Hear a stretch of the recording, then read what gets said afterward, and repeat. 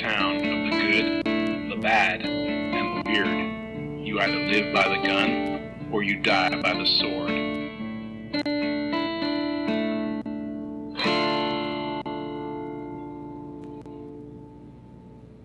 Welcome to the Good, the Bad, and the Weird podcast. I'm Nico. And I'm Chris. And today we are finally at what should have been the ending of the Toy Story saga. Yes. The end to the nostalgia. They thought this was the end, Toy Story 3. They made it as the end. They made this movie with the understanding that this was meant to be the conclusion to a trilogy. It's the end of Andy's arc, very much like what should have been the end of the Skywalker arc. Honestly, the end of the story is really how it should have been, but here we are. Yeah, so for those unfamiliar, Toy Story 3 follows what is left behind of the gang as they set off to Sunnyside Daycare after they are mistaken for trash in Andy's preparations to leave for college. And a lot of people when this came out praised this heavily as being the third and final installment of the Toy Story film. The first one had come out, so long ago that they'd spaced them so well that people really saw this as the movies growing up with the kids and really praised this as this came out in 2010, so much later. Everyone's kids were starting to either be in high school who had grown up with the original Toy Story, or they were going to college, or they were in college.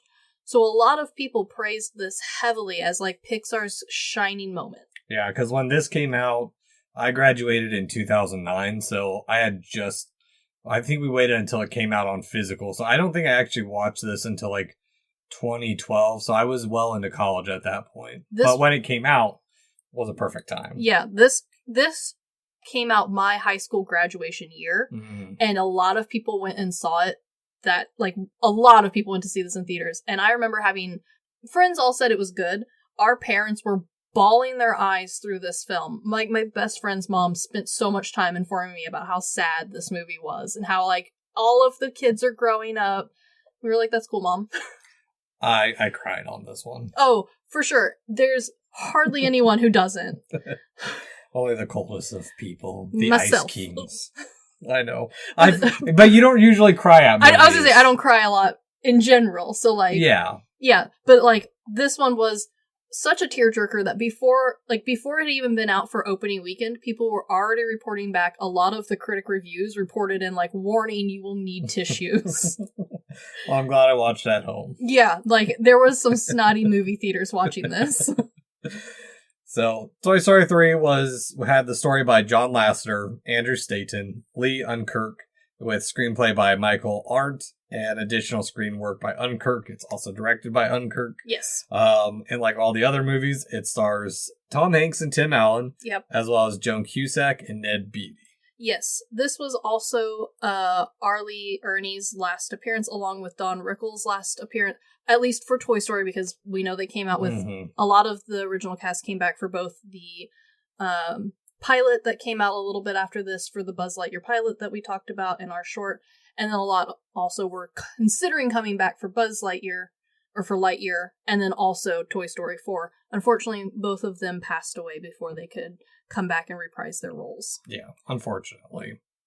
But our sources for today's episode include commentary by director Lee Unkirk, producer Darlick A. Anderson, leads Bobby Podesta, Guido Quarino, Bob Pauley, Mike Venturini, and Jason Katz. Along with interviews from Red Carpet Premiere Night that are free on YouTube, from the cast and crew, and also NPR's Fresh Air's People's Behind Toy Story 3's interview. Yeah, as well as special features on the DVD, the press kit, and the Encyclopedia Britannica. And first I think I've ever come across the commentary was done before the movie was finished. Yes, okay, so there are features on the fancy DVD that you got. However, these features are so much more adult-focused than the other two DVDs that we watched. Even the Lightyear DVD that you own is... Or you don't own. No. We own now because of the child in the house. Has more, kid-friendly things in the menu. This one has almost no kid-friendly things in the menu. There's not really games. Normally there's, how to draw Andy or, Woody or something like that. or at least something for like that middle school-ish range of age group at the minimum. Sometimes you get an elementary school age range, like, you know, look at the pictures, look at the cover art. Not on this one. This one is very heavily focused towards high school and up-aged people. Yeah. I do also appreciate that on every single one of these DVDs, they've put the Buzz and NASA special feature or featurette on every single one. It's the exact same thing on all three movies. Which is kind of confusing, because by the point that this one came out, Pixar had been fully absorbed into Disney and was producing specialized shorts that came out specifically with each movie. Mm-hmm. And it was fairly common on their other DVDs that came out a little bit before and even after this to have those shorts as a special featurette. This one doesn't have that. It has the other, like, the NASA thing, which, like, don't get me wrong, like, Buzz and NASA is cool, and, like, I do enjoy the connection. I think it's cute. I don't need it 3 times, though. Especially since there is now a plethora of background, both Pixar and Disney crap they could have put on this DVD to fill that space. Oh, yeah. But, I mean, it is what it is. I mean, you can't really... It's not the worst. I would not be spending my extra money, though, on the specialized Blu-ray copy. Well, and you also have to think and look back at it with, like, DVD menus and stuff, too, because by this point, most even children-friendly movies don't have a lot of special features. Like, Harry Potter had stopped doing those games. They had to stop doing the games, but there was, like, stuff, especially if you were buying the Blu-ray edition, which is the one that we watched. The Blu-rays editions usually had extra family activities or something extra to make you want to buy it, because this was Disney's new version of the Vault re-releases. So around this time in 2010, instead of re-releasing Vaults, which they still do, but that's mostly for us old people who, like, remember the Vault opening and all that bullshit that it was. So around the 2000s into the 2010s heavily, when Disney made the push to really try and get everyone to just buy Blu-rays, they didn't really want you to buy the DVD. Mm-hmm. They would specifically put extra shit with the Blu-ray to try and get you to buy it, whether that was a keychain or a necklace, or it came with a toy, or it came with something. To make it feel worth it. Exactly. Yeah. This one comes with nothing. No, not at all.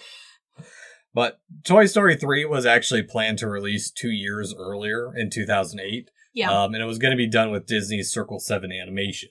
Yeah, well, you know, those don't exist anymore, and there's a reason. Yeah, so. But that plan shifted, as you previously mentioned, when Disney bought Pixar from Steve Jobs in 2006. Yes. But unfortunately, in the process, like, making this movie ended up becoming a task, because it ended up being 15 years after the original movie released. So there was a lot of stuff that had happened in between then. Yeah, there was a lot of giant jumps in abilities and who was available to work on it.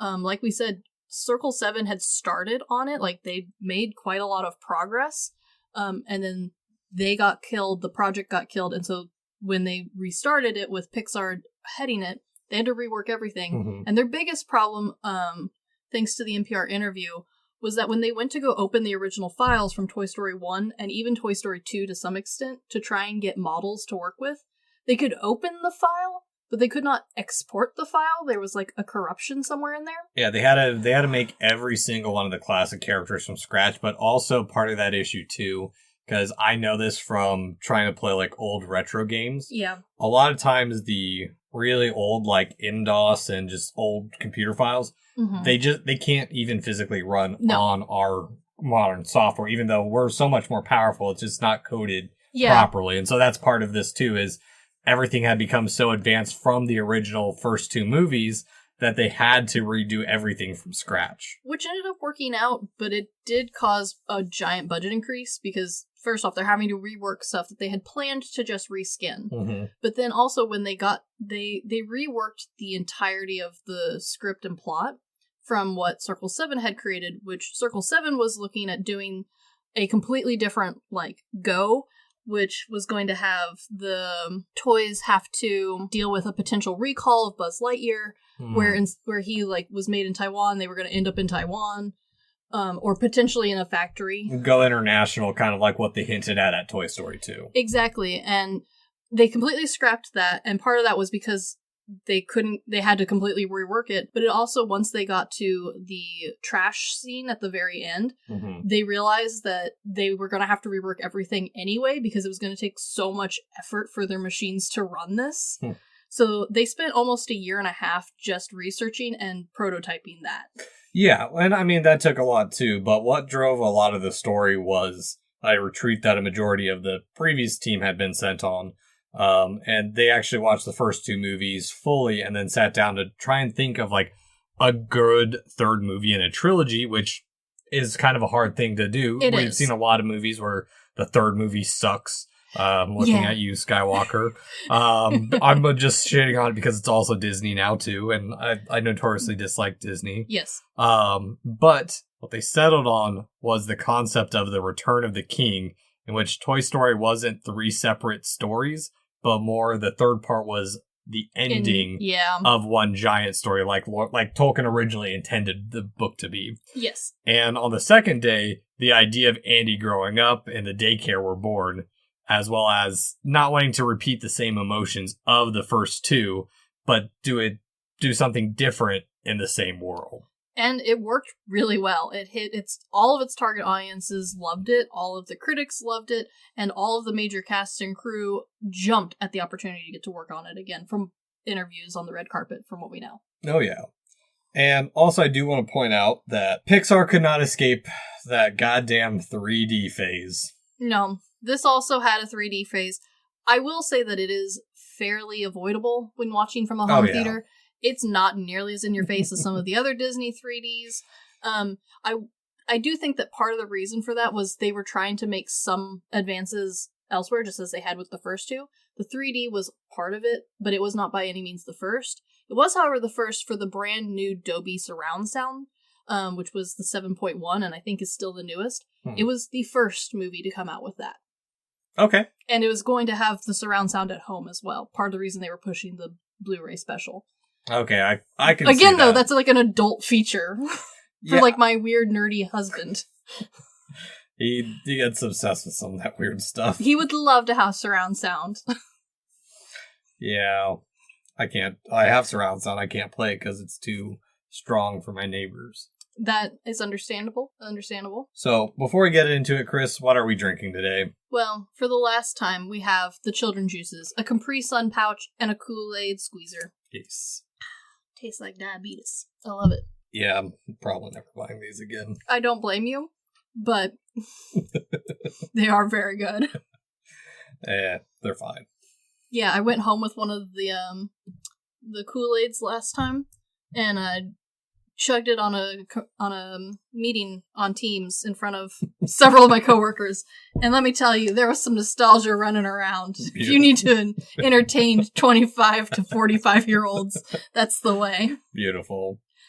So, Toy Story 3 begins with right into the action with the title card and the train heist from the original. Or not a train heist from the original, but the Western setting of the original. But it is very much like the original. It is so a hard recall of how Andy was playing with the toys at the beginning. It's very obviously like a reworking, but there's so much more depth to the imagination. The world feels so much more real. The heist is more involved. The like stakes are higher. It's much more cinematic than previously, and there's so many more characters involved, and like each new obstacle is overcome with a new obstacle. Like the train is veering off, but it's full of orphans. Oh no! Like surprise music change when the Barbie car pops up with the green aliens in it. And honestly, it's a really great final example of how Andy's play style has evolved as he has grown up. The first one, there's really only one bad guy. Their the boxes are in the background as just the bank. There doesn't seem to be a whole lot of nuance to it's just recreating the show that he watched. Yeah. In the second one, we see a little bit more development. He's starting to get some bigger concepts, but it's still pretty like tame as far as,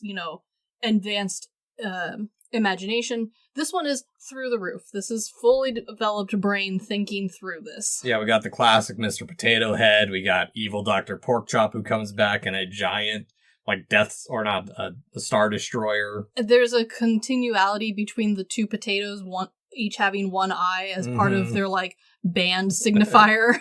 Yeah, the Death by Monkeys, the T-Rex roar, the force field Slinky Dog. And honestly, a really like interesting and well-written part is the moral dilemma between catching the bad guy and saving innocent lives, which is a much more advanced storyline than just saving the bank. Yeah, no, exactly. But also what's great about this scene, too, is it shows this level of childlike exploration that, I mean, I don't know if you had it in your college courses, but in the architecture school I went to, one of our theory professors was constantly like, you want to keep that childlike exploration and wonder of when you're making anything. We definitely did. In fact, because I went to a slightly different architectural school, we had an entire session that was led by a toy designer. That was his main profession, and it was one of the classes that I enjoyed the most was him trying to explain toy design to us and how difficult it is, while also needing to maintain this level of imagination. Yeah, I mean, look at Big. It's a building. Exactly. We would have liked it, but... Exactly. But there's also just a couple little things that they added to this movie, like the train itself is inspired by Disney's first train. But it is more Disney heavy, whereas the others were very Pixar. Very much so. Part of why this opening scene works so well is it's a way to have a fun start to the movie without getting really heavy, because the movie is slow for a good... most of it. Yeah, I'd say a good 40 minutes of the movie is slow, and then it's nonstop action. Oh, for sure. Yeah, this is a really great way also to reintroduce the concept and the characters real quickly. Because it had been a little while since we last saw them, like Toy Story 2. There's a good chance that you've forgotten some of these characters, and it also is a great opening scene to tell us who's not there anymore. Well, it's also to drive the nostalgia, and we don't fully get into who's not there 100%. But you do know who is. The aliens are new. Mrs. Potato Head is still in it, so we do have a better frame of reference. Yeah, the trolls are missing later on, but it's also... We quickly jump from that to the real life and the home videos to show the passage of time with a return to You've Got a Friend in Me. A really great. Yeah. And it's a way to get us caught up quickly in 5 minutes that, hey, here's the status of the toys. They're kind of junk. Andy's much older. Your typical 17-year-old. His room, the same old room that we know, is now covered in movie posters, skateboarding, science, guitar. He's got a guitar. He's got a laptop, and... for you elder millennials out there, he's got an iPod. Whoa. Yeah. But they still keep it relative and approachable enough because he still has the same bed frame. Yep. But now, instead of having the Buzz and Woody pillows like he did in the last two, he has a single pillow and he has a neutral blue blanket, which is still similar to the Buzz Lightyear blanket that he would have had in the second movie. I also like that, at least from the room standpoint, they did a great job of trying to keep it feeling the same. The room spatially has not, we've not gained square footage. It's still a small kid's room. We still have the same wallpaper, because let's be real, Andy's mom's not dishing out for new wallpaper when that wallpaper's just fine. Well, I mean, why replace it when he's going to cover it in posters? Exactly. And potentially his sister's been promised the slightly better room. The same thing happened to me when I left my parents for third year of undergrad. Yeah. I mean, it's not overly personalized or especially done, but that makes it so that other people can very easily point to it and be like, well, of course he has the same furniture. My parents didn't buy me new furniture. And then other people are like, no, I got new furniture because I broke my furniture, or you just got new furniture. One of our bed frames at my parents' place is from the 1800s, so very nice, very fancy. Yeah, so I mean, it's been passed down or not passed down. It's an antique they picked up. So the majority of my furniture growing up it's still the same. It's still the same furniture that's in the house, except for the bed frame, which did originally match the rest of the furniture, but we might have broken that. So I do have a different bed frame now. Now it's time for a staff meeting, the gathering of everyone that's left, which is slim pickings, which... It's 10. It's 10 people. Yeah, it's funny, but it's kind of sad at the same time because... No, it's totally just sad. No, it's got it's got a little bit of that slight tinge of dark humor to it. Because yes, it's sad, but there's the humor where Woody's like, hey, go gather everyone, and then Slinky's like, this is everyone. Oh no, Slinky and Piggy Bank Ham do a fantastic job of keeping, especially the beginning half of this movie, it's dark humor, but it's adult funny. Yeah. They do a great job of at least keeping the adult part of the audience from crying already. Yeah. Also, one thing I do want to note out, Slinky's new voice actor is Blake Clark, the unintelligible farmer Fran from Waterboy. Yeah, and honestly, they do a great job. Yeah. Like, they blend in very seamlessly. It does help that Slinky Dog doesn't have a ton of lines, but he is in the movie as a character. It works out really well. I do like that they recast in Toy Story 4, with the passing of Don Rickles. They did not recast his role. They simply used archive footage to replace him. Which is fine and works. And I know we have so much of everyone. It's not my favorite. I do kind of like it when we recast after someone's died. I get it, like, especially if they're like the face of it, like Leia. It is nice to see the same face again, but at the same time, they are an actor. They are not that character. Fucking bullshit of her freezing in space. Yeah. We'll get to those one day. Eventually we will 100% get to them. But I think this is a really great way that they handled Slinky Dog. Yeah. Well, and just handling the moving of time, too, because now, instead of, like, the first two movies where it's been, we're playthings, you're a toy. Yeah. We gotta be there for Andy. Now they're there for when he needs them. They're kind of moving on to that retirement phase of being a toy, which, honestly, I do have questions, again. Okay. How do the toys know the life cycle of a toy? Well, we know for a fact that they have access to both the computer and the TV. And we also know that there are other toys on forums and chats. True. Because the Tyrannosaurus Rex around the corner is chatting with Rex. But also, it still makes me question if this is really Andy's, like, second or third go-around, because he obviously wasn't his mom's toy. Yeah. Or no, I don't know the timeline anymore, especially with how they've put with where Lightyear's at now. Lightyear does make it more complicated. Going by the 3 movies, which I honestly think they were fairly good, at least for Woody's timeline, I do think Woody is probably a hand-me-down from either her or from another family member who also loved the TV show and got Andy into it as a really little kid. Because in this movie, at the end, he does say, like, I don't even remember when I got him. Yeah. He's always been here for me. But we do know that they must have experienced cleanouts and, like, kids aging at some point. Oh, yeah. I mean, Andy's mom coming in 2 and grabbing Wheezy. Yeah, well, and, like, we've also seen how many toys are left, and not just him, but his sister is also grown up. That's probably why Bo Peep's not there anymore. I mean, the Army Men are still around, at least. I think they are hiding under the bed. I don't think they're there on purpose. Yeah, no, and there's also, like, there's not that liveliness that the first 2 movies had. It's a very bittersweet, like, we'll all be together. We're the last of the batch. He's not going to get rid of us.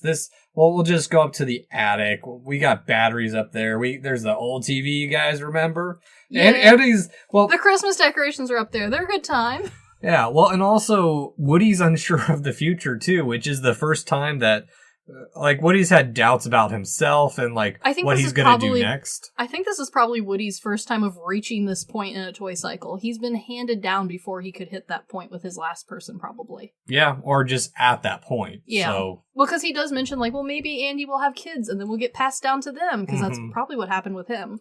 Yeah, and we also don't know Andy's family history. Hell, Andy could be the first one in his family going to college. That's true. We just don't know. We have no idea because we get 4 seconds of the rest of his family total. We do get more of them today in this one because... That's true. We get his sister a good deal more, but part of that because she's old enough to talk now. Yeah, and it's even brief still, but we get more from the mom. The mom's just your standard mom. Yeah, she's very just fill-in-the-blank adult. Also, the fan theory that Jessie was her doll, it's not true. No, we know it's not. They've got completely different names. Yeah, we know it's not her. Yeah. Good try, though. I appreciate that. But Andy comes back in. It's garbage day. Yeah, I do kind of like how they have matured Andy. He was such a goody two-shoes kid. And he's still a fairly good, older kid. Because according to the toys, he's still their kid. Yeah, he's Andy. His name's on their boots. Exactly. But he is a young adult. And so his priorities for packing are not the same as his mom's. She's like, you need to get ready. You need to be prepared. And whose mom wasn't overly anxious and tried to be prepared for their first college? Mine had me packed months beforehand. Well, we had stuff picked out. We were ready. I still lived at home for my first year. Your mom probably had stuff ready that you didn't know about. No. You don't think so? No, my mom didn't cry at my graduation. She cried out my brother's, not mine, because womp womp. Quote unquote, and I'm not throwing her under the bus, quote unquote, my mom said, "You all were ready to go off to college." Oh, that's very sweet of her. I know, right? It's like, all right, thanks, Mom. Well, one of your other siblings, unfortunately, probably did live with her, having, like, pre-figured out, like, what bedding they needed, what clothes they needed to pack, how much clothes they should pack. Not what they wanted to pack, how much you should pack.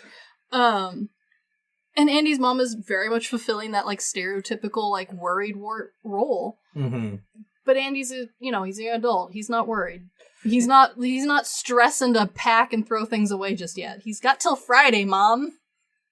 I mean, yeah, his room is tiny as shit, though. Like, I have no doubt in my mind, because I live with my husband who thinks the same thought process of, like, I can just pack the morning of. It's not a big deal. Or I'll pack the night before. No, exactly, because it takes a guy at most 20 minutes to pack. Andy's mom needs him packed on Monday so that she knows what he's taking. No, I get it, Andy. No, I totally also get it, Andy. But, like, it is a very smartly way of writing the story so that we do have enough time. Because we ran into that with the first one, where they realized they had written a very short time frame to work with. And there is a little bit of play with time on how fast the toys get from point A to point B. This one, they did write themselves enough time on purpose. That's also a good point, is each one of these movies. Because I think this one only takes place over, like, 3 days. But all the Toy Story movies are within a few days of each other. Like, Toy Story 1's within a week.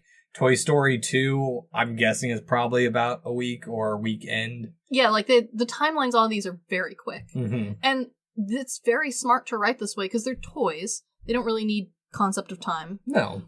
But also it does keep the pace going very well. And I think this is a very smart way of both writing a more mature audience into your story, but also giving a better framework for your toys to have to, like, deal with the problem that is going to show up. Yeah. They have a timeline. They know when he's leaving, and they know when the donation's happening. Like, it sets out the timeline for them without having to be like, okay, here's X, Y, and Z. Don't forget, audience. Well, and that's the thing with this movie is, and just the writing of Pixar, and for this series in general, is that with Molly being annoying, it's also our way to learn about the daycare, and also, as they put it, Molly grew up too quickly. She's already moved past toys already. She's into the teen magazines and whatnot. And also, Molly's a girl, and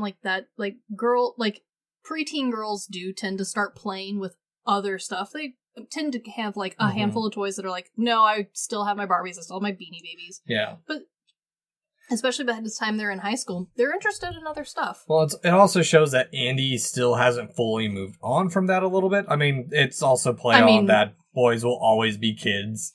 For sure. And I also think that you have to remember, too, that she had probably the second hand-me-downs, so whatever Andy didn't want, she got. I'm sure she had her own toys, like she had Bo Peep. There's no way that was Andy's.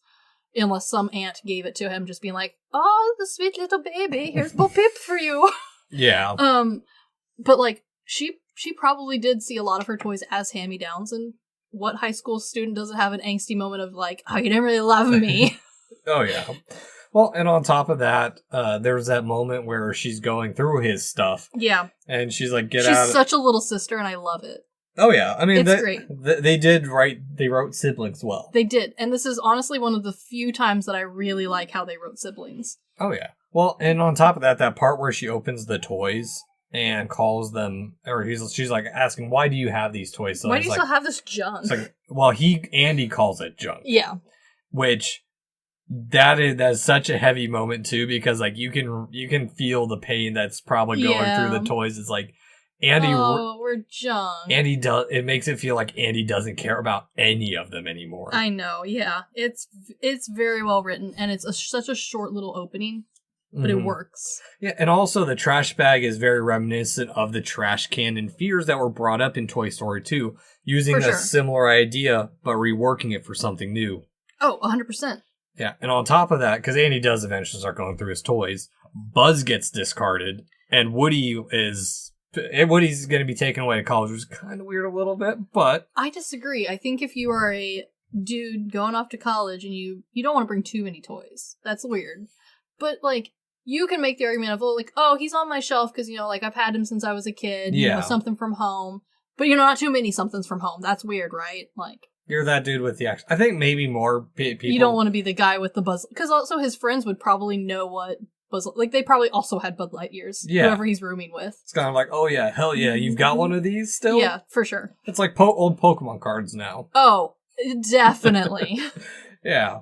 But also, this shows that Woody is still the leader he always was. It's very much like Wheezy in 2, again, taking elements and reworking them. Yeah. And he just springs into action. Also, notably, Wheezy's gone. I'm sure you're happy about that. I am happy about Wheezy being gone. I do think that the way they very quickly mentioned, like, yeah, all those garage sales where everybody else got taken, where everyone else got sold or got donated, like, those were hard. I don't want that to happen to us, was a great way of just very quickly being like, yeah, of course Andy doesn't have all of his toys.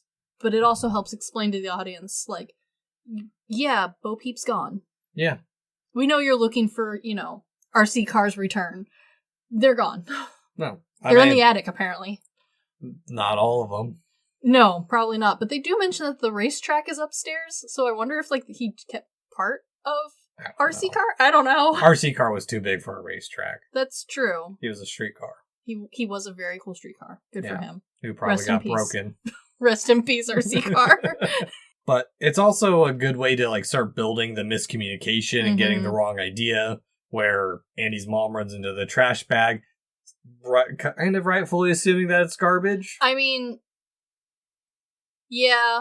I mean, we've all seen this play out before, where, like, technically both are wrong, but at the same time, like, just a brief amount of communication would fix this problem. You can see the misconceptions. Yeah.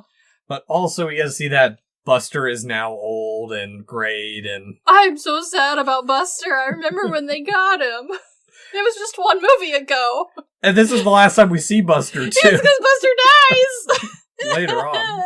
I don't know. We don't see Buster die in these movies. That's true, but I would think by Toy Story 4, which, I mean, technically is after this one. It was like a few days after Toy Story 3. Well, I mean, Buster's gone. Sure. But we also get little nods that Sid's the garbage man now. I do like the little nod. Even though Pixar will go back and forth on whether or not that's 100% true, sometimes you get interviews and sayings that you're like, yes, that was a little Easter egg, and then other times them saying like, no, it was just a band tee and he happens to look kind of like him. I'll believe the commentary, the people who actually created it. It's Sid. I also would like to think it's Sid. But it's also a good way of setting up the future fear, because we do get to see the truck drive off, where he thinks that they've been taken to the trash dump. And that's an even bigger fear than a yard sale. Yeah, because at least at a yard sale, they might go to a collector or another kid. The trash is going to the trash. Trash is death. Yeah. Absolute death. That sucks. And not even death that they know of. They just know you go to the dumpster and you never come back. Yeah. Somehow they know. It's like someone came back from the dump and told them the horrors or some shit. I mean, there's a good enough representation of the dump on TV shows that I'm sure they kind of have an understanding of it. Yeah, probably. But also we get to see Buzz be his side of the leadership of the toys. He does a good job. Yeah, he's leading the discarded in his own way. The best he can. Yeah. But it's real quick because we're on to Sunnyside. I mean, I do like how quickly we were at Sunnyside. It almost feels like being bombarded, which works because we get completely, like, won over by how quickly we are introduced. There's no time to really look around or see anything, which works. That makes the whole Sunnyside setup work even better. Yeah, no, exactly. And also, we get something interesting that we have seen in the previous scenes, but we didn't discuss. Yes. There's good parent talk, and there's human interactions. Yes, there's finally other humans, too. And they're not just remodels of one of the 3 family members. Which the team pointed out they had a really difficult time with the humans this time, because, one, they do look good now. They do. They look much better. They had to make them interact, because they were only used to how toys interact. And also, making them look like the old ones, but not as bad as the old human models. And I do think partially because we don't really ever get a ton of straight on screen of the humans. Like, they're there, they're on screen, but they are not as mainly prominent and focused as the toys ever are. Mm-hmm. I do think it kind of works. It's easy to play them off in your head later on as like, oh, I don't really remember what the lady behind the desk looked like. I don't really remember very hard what the little girl looks like. I kind of can picture her, but like not as detailed as like I can think of Buzz or Jessie. And so it works. They're not hard focused on, but the interactions do feel fairly genuine, and the like recognizing of like, oh, you brought your kids here, like I'm so glad you've kept in touch all these years, like that's so good. Well, they even said like, hey, I haven't seen you in a while, and she's like, I know, can you believe it, Andy's going off to college on Friday. Sounds exactly like my mother. I love it. Yeah, my mother has that dialogue option on lock. Replace college with something else. Yeah, but we quickly get into Sunnyside. On top of that, like even the human interactions are so brief. Because again, this is back to the toys; it's the focus. Yeah. But we have to have the human bits to connect with the older folk who are watching it. Oh, for sure, and it also helps set up like why she would even be donating directly to a daycare as opposed to just donating it to like Goodwill or something. Well, because she knows this daycare. She used to volunteer there. Andy used to volunteer there. Yeah, she brought her kids here, like they went to daycare here. That's a very good setup. It's a good way to also build up the history of Sunnyside and actually tie into everything. Yeah.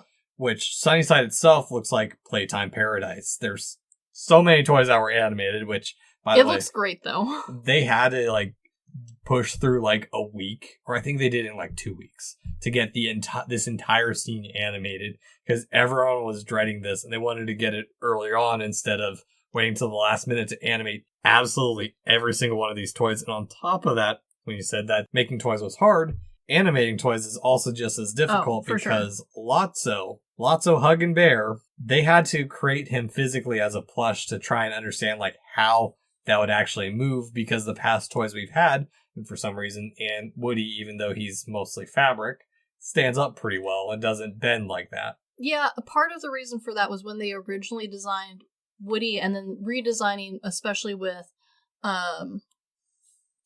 Jessie and the gang, they really took a more of a marionette approach to them because they knew they wouldn't stand up on their own ever. Mm-hmm. They got little sewn knees.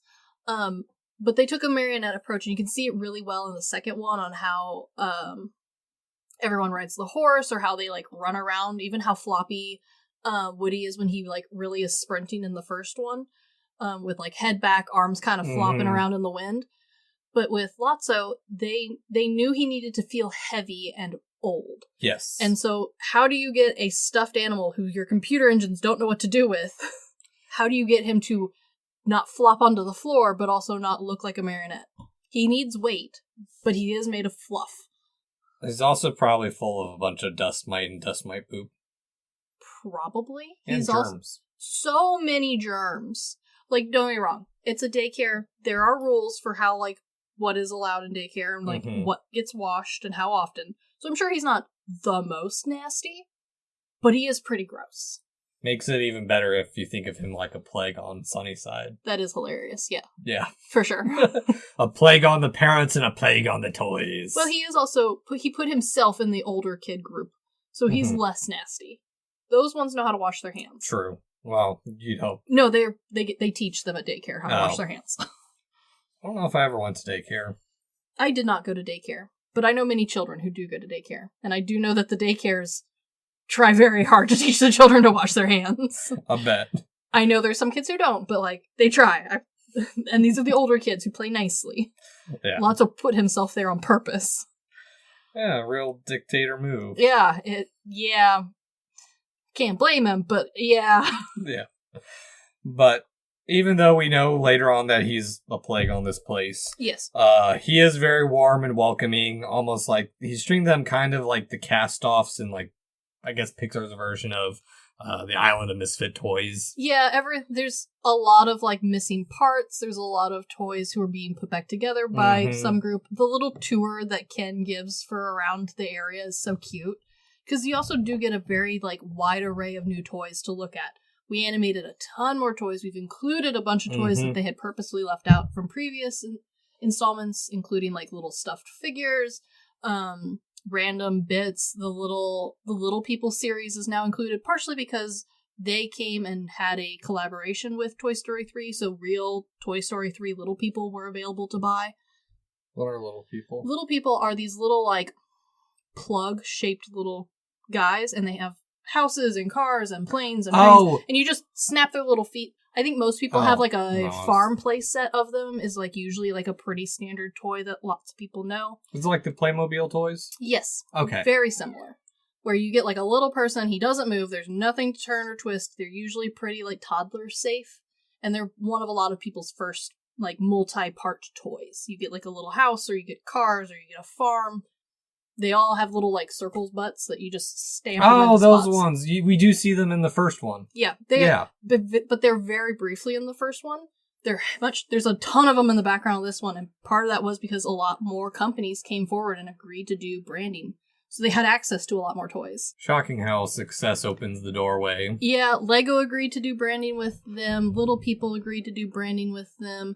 They got much more of the go-ahead from Mattel with the Barbies, as we can see with the new Ken, and specifically the history of Barbie and Ken. They go through a bunch of the classical clothing, which we got Barbie in the second one, but it was a very lightly used Barbie. Mattel wasn't really, like, aiming to be seen as like, oh, the Barbies in Toy Story. They were just kind of the side character.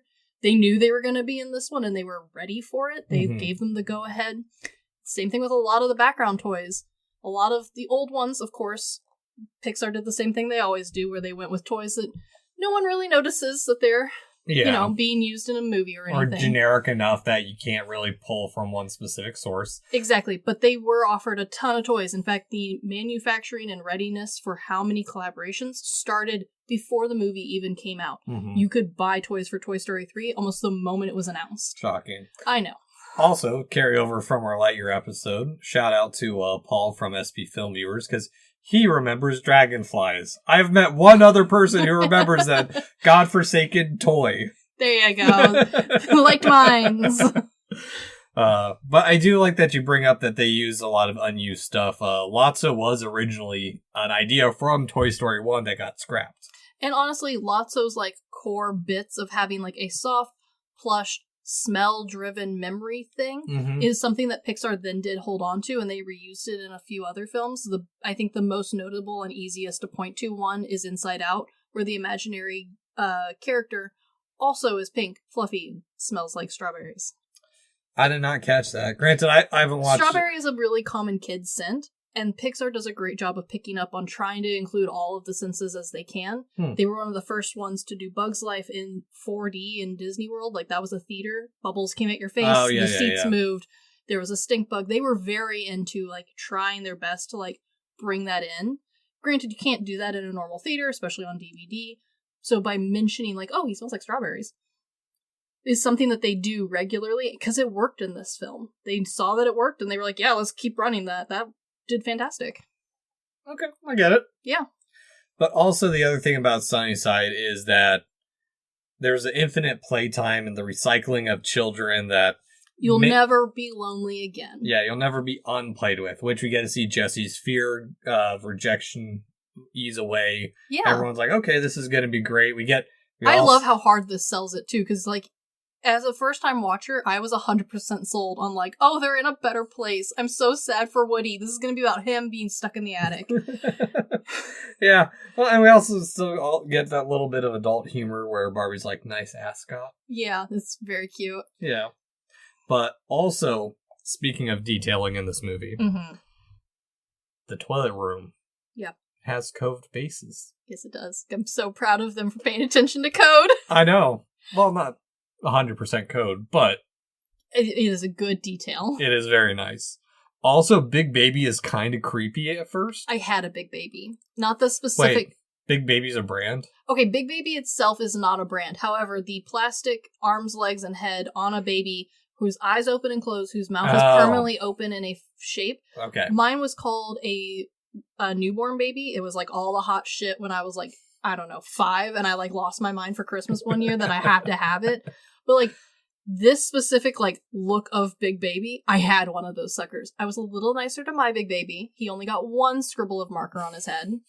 Before then I felt bad because I couldn't get the marker off. But like Big Baby is a fantastic representation of, like, an entire genre of that style of baby doll where they were meant to be life-size. Well, the scribbling is also a nod to prison tattoos. I do like that this is very prison-esque, but with toys. Well, and that's the thing, is they tried to put so many prison motifs as they could, and they thought the tattoos were funny, and it worked, but nowadays everyone has tattoos, so I don't think it works as well compared to, like, our generation, who, like, a lot of them were like, well, I think a lot of us were still, tattoos are bad. When we were kids, we definitely were told, like, oh, only, like, rough people, motorcyclists and prison people get tattoos. Oh, Granted, we knew people who had tattoos. Mine was prisoners and sailors. Well, we didn't have sailors in Missouri, so...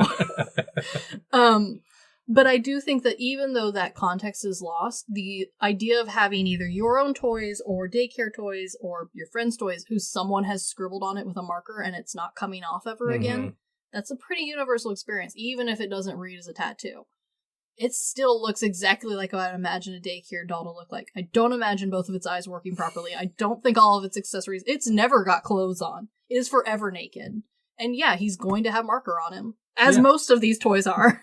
Yeah, and most of them are a bit beat up as we get into the caterpillar room, which... Oh man, the caterpillar room's rough. There is one little note that I think they did a really good job of, like, trying to, like, give warning ahead of time. The telephone toy. When Lotso comes in, Woody comes like, hey, little guy. And then he, like, kind of shifts over, like, looks at Lotso and kind of looks back at Woody, like, kind of like, hey, man. Yeah. But nice little thing. And also it's an interesting transition of all the other toys, because they were discarded. They're so much more ready to let go of their past and move on as toys. Oh, yeah. Where Woody is still Woody's actually changed a little bit from Toy Story 2, where he's not so wishy-washy of, well, maybe I should go with Andy. I think part of that was the magic of having Andy's name on his shoe. For sure. But in this one, he is 100% Andy's toy, and he's stuck with the past. And honestly, it's a good growth from Toy Story 2. He did, like, struggle with the idea of whether or not Andy was his kid, or if it was better to move on and, you know, be remembered forever. And the whole moral of the second one was like, oh no, I choose Andy. I appreciate that they have him stick by that guns real hard. No, exactly. But he says goodbye to everyone else. It is a very sad and sweet goodbye. I do appreciate, though, that because of the several movies we have now, Buzz and Woody have become fantastic escape artists.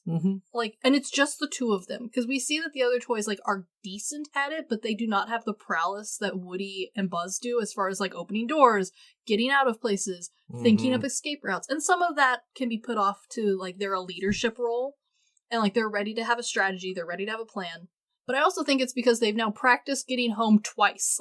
Also, think of what kind of toy they are. That's true, they are a much more action-y toy. Well, Buzz is a space cadet or a space ranger. Buzz is kind of an action figure. Yeah, and Woody is a sheriff. That's true, he's a rootin' tootin' cowboy. Yeah, and Jessie, even though she's in the cowboy genre, she's the damsel in distress, classically. A lot of the time, yeah. And she also has a lot less experience escaping. Yeah, she's been in a box for a while. Yeah, a while. Yeah. I love how quickly Caterpillar Room goes from being this magical, wonderful place to hell, almost in, like, the blink of an eye. Yeah, we haven't gotten there just yet. Because I do want to point out that Woody's escape is... There's so much detail in it, too. That's true. The kick plates on the doors have notches and scratches, and so does, like, everything is so beat up. Oh, it's great. But also, I do have one complaint about this scene. Okay, what's yours? There's no set of vertical grab bars in the stall that Woody escapes in. And also, there's only one horizontal grab bar. Even if it was an ambulatory stall, if they retrofit it's a single user. You know it's a single user. But even still then, you still have to have those two bars. And on top of that, even if it was retrofit, it's a single bathroom, it still needs to have one accessible stall. If we're talking 2009, when this movie's set. Yeah. I love how that's your complaint, which I did also notice. However, what I noticed was that toilet is an adult-sized toilet in a daycare, where they would have had a child-heighted toilet. That would have been the shortest, tiniest toilet known to man, and that sink should have been at, like, barely a foot off the ground. Yeah. Or maybe this is the adult bathroom. Maybe, but I I have a hard time believing that there's not a tiny toilet in every bathroom in a daycare facility. You never know when the urge to poop is going to strike a toddler. Oh, they don't care. They're just going to do it. Not when you're potty training. Bathroom! There is a child-sized potty in every one of these bathrooms. No, I know. But no, it is a fairly well, like, rehearsed, like, everything looks very, like, smooth. The escape for Woody looks really good. Mm-hmm. It's very believable as far as, like, how he maneuvers around the world, even by himself. Well, and it's a good way to get him not to be able to get home and be Bonnie's toy for a little bit. Yeah. Because because we do see Bonnie a little bit in the or when they first get to Sunnyside, she wants to look at the toy. She's very curious. Mm-hmm. But also, I think it does a good thing, too, where in order for Woody to get home, Woody's capable somewhat on his own. Yeah. But he's a little clumsy, and he can't fully get home without the help of his friends. That's true. Something we saw in the first Toy Story where he needed Buzz to get home. Yeah. And in the second one when he needs the whole gang to go and rescue him. Yeah, and even before that, he was already relying on the Wild West group to, like, break out with him. I'm sure that was, like, a huge portion of his factoring in of, like, whether or not we can leave. Yeah. You're only as good as the people you're with, basically. Very true. But now we do get to Sunnyside, where the terrors of playtime begin. I love this representation of children because, it is a very, like, well done way of using children as, like, the nasty slime monsters they are to, like, bring your toys who were so excited to get played with, but they have not experienced a toddler in years. If at all. Well, they would have had his sister in the room for a little while when Andy was, like, still living at the old house, right? Because they were sharing a room. But as far as we can tell, she had her own toys. Her mom seemed to have been very careful about, like, oh, the sister has sister's toys. They are for her. They are for toddlers.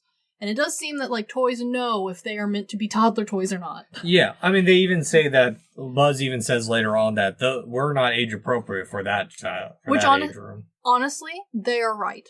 Like, several of these toys would not pass inspection if they were, like, someone was to come and be like, yeah, no, this toy has batteries. It cannot be in the toddler room. Mr. Potato Head's got eyeballs. Mr. Potato Head's such a choking hazard. Love him. It's fantastic, but like, one of his eye, like, one of Mrs. Potato Eyes is missing. Like, good little... Slinky is not safe. No. Good little details, though, because, like, I know a lot of people, we have that, like, one toy where we've lost a piece for it. Oh, yeah, but you still keep going with it.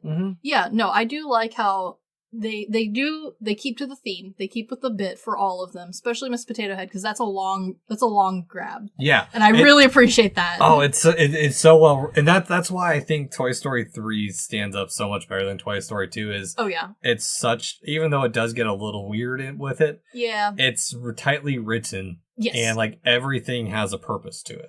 I completely agree. I also like that for people who have or live with little kids, it feels like a very accurate representation of how they play with stuff. It's very chaotic. There's not a lot of, like, for most kids, there's not a lot of, like, thought of life and limb or safety of the thing you're playing with. Most kids are really rough with what they play with. It's immediately going in someone's mouth. It's going up someone's nose.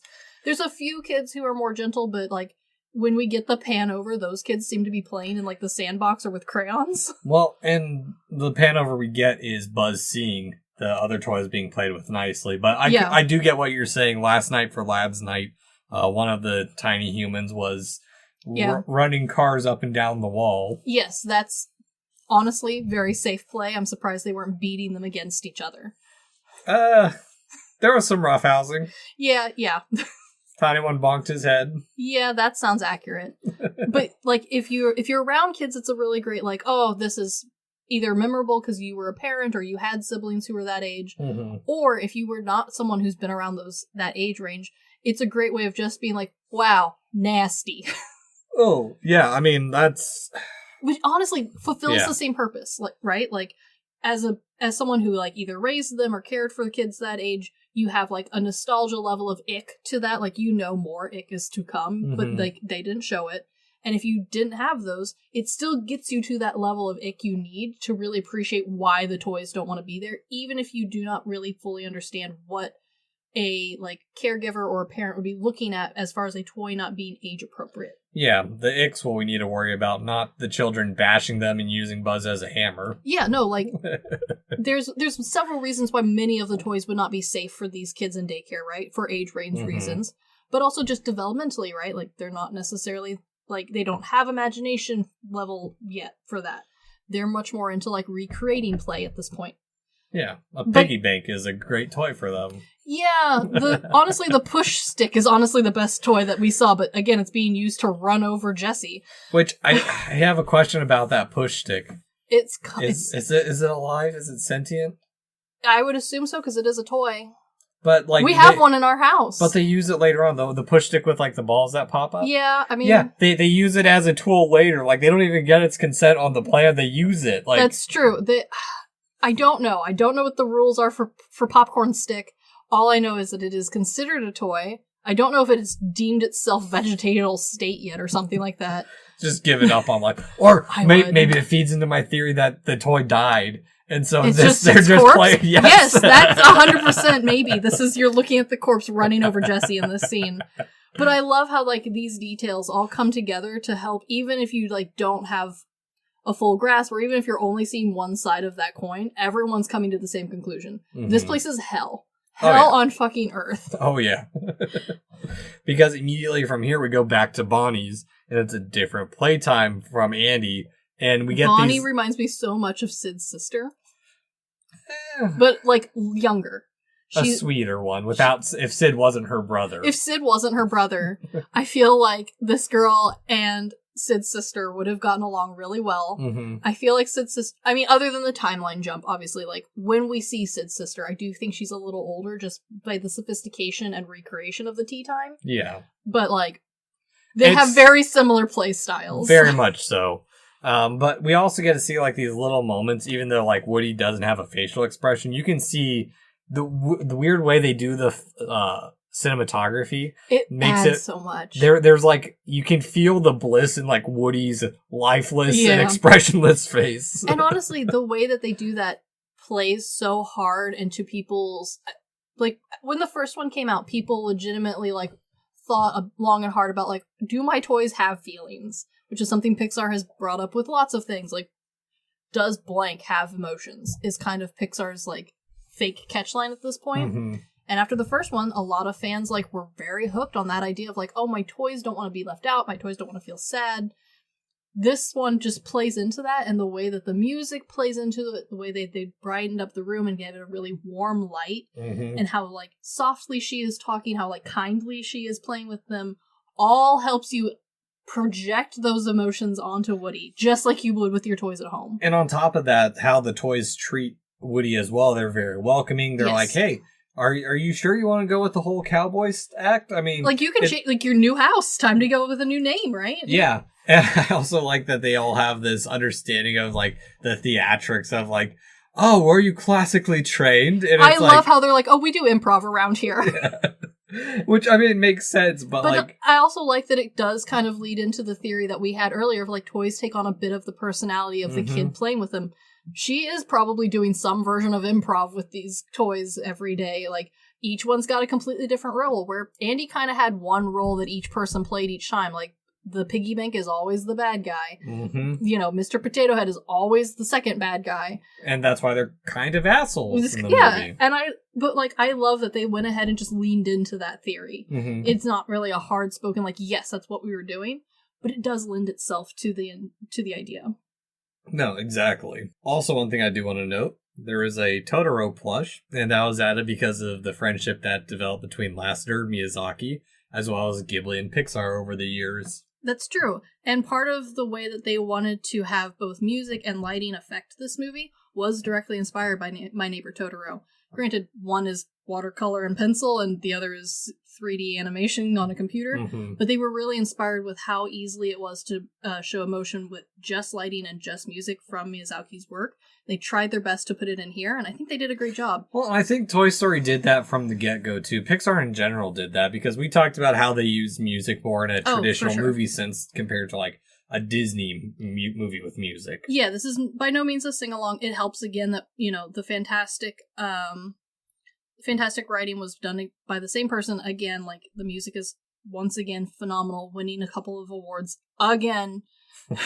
But like let's not lie, they tried in the first one to do lighting. It was rough.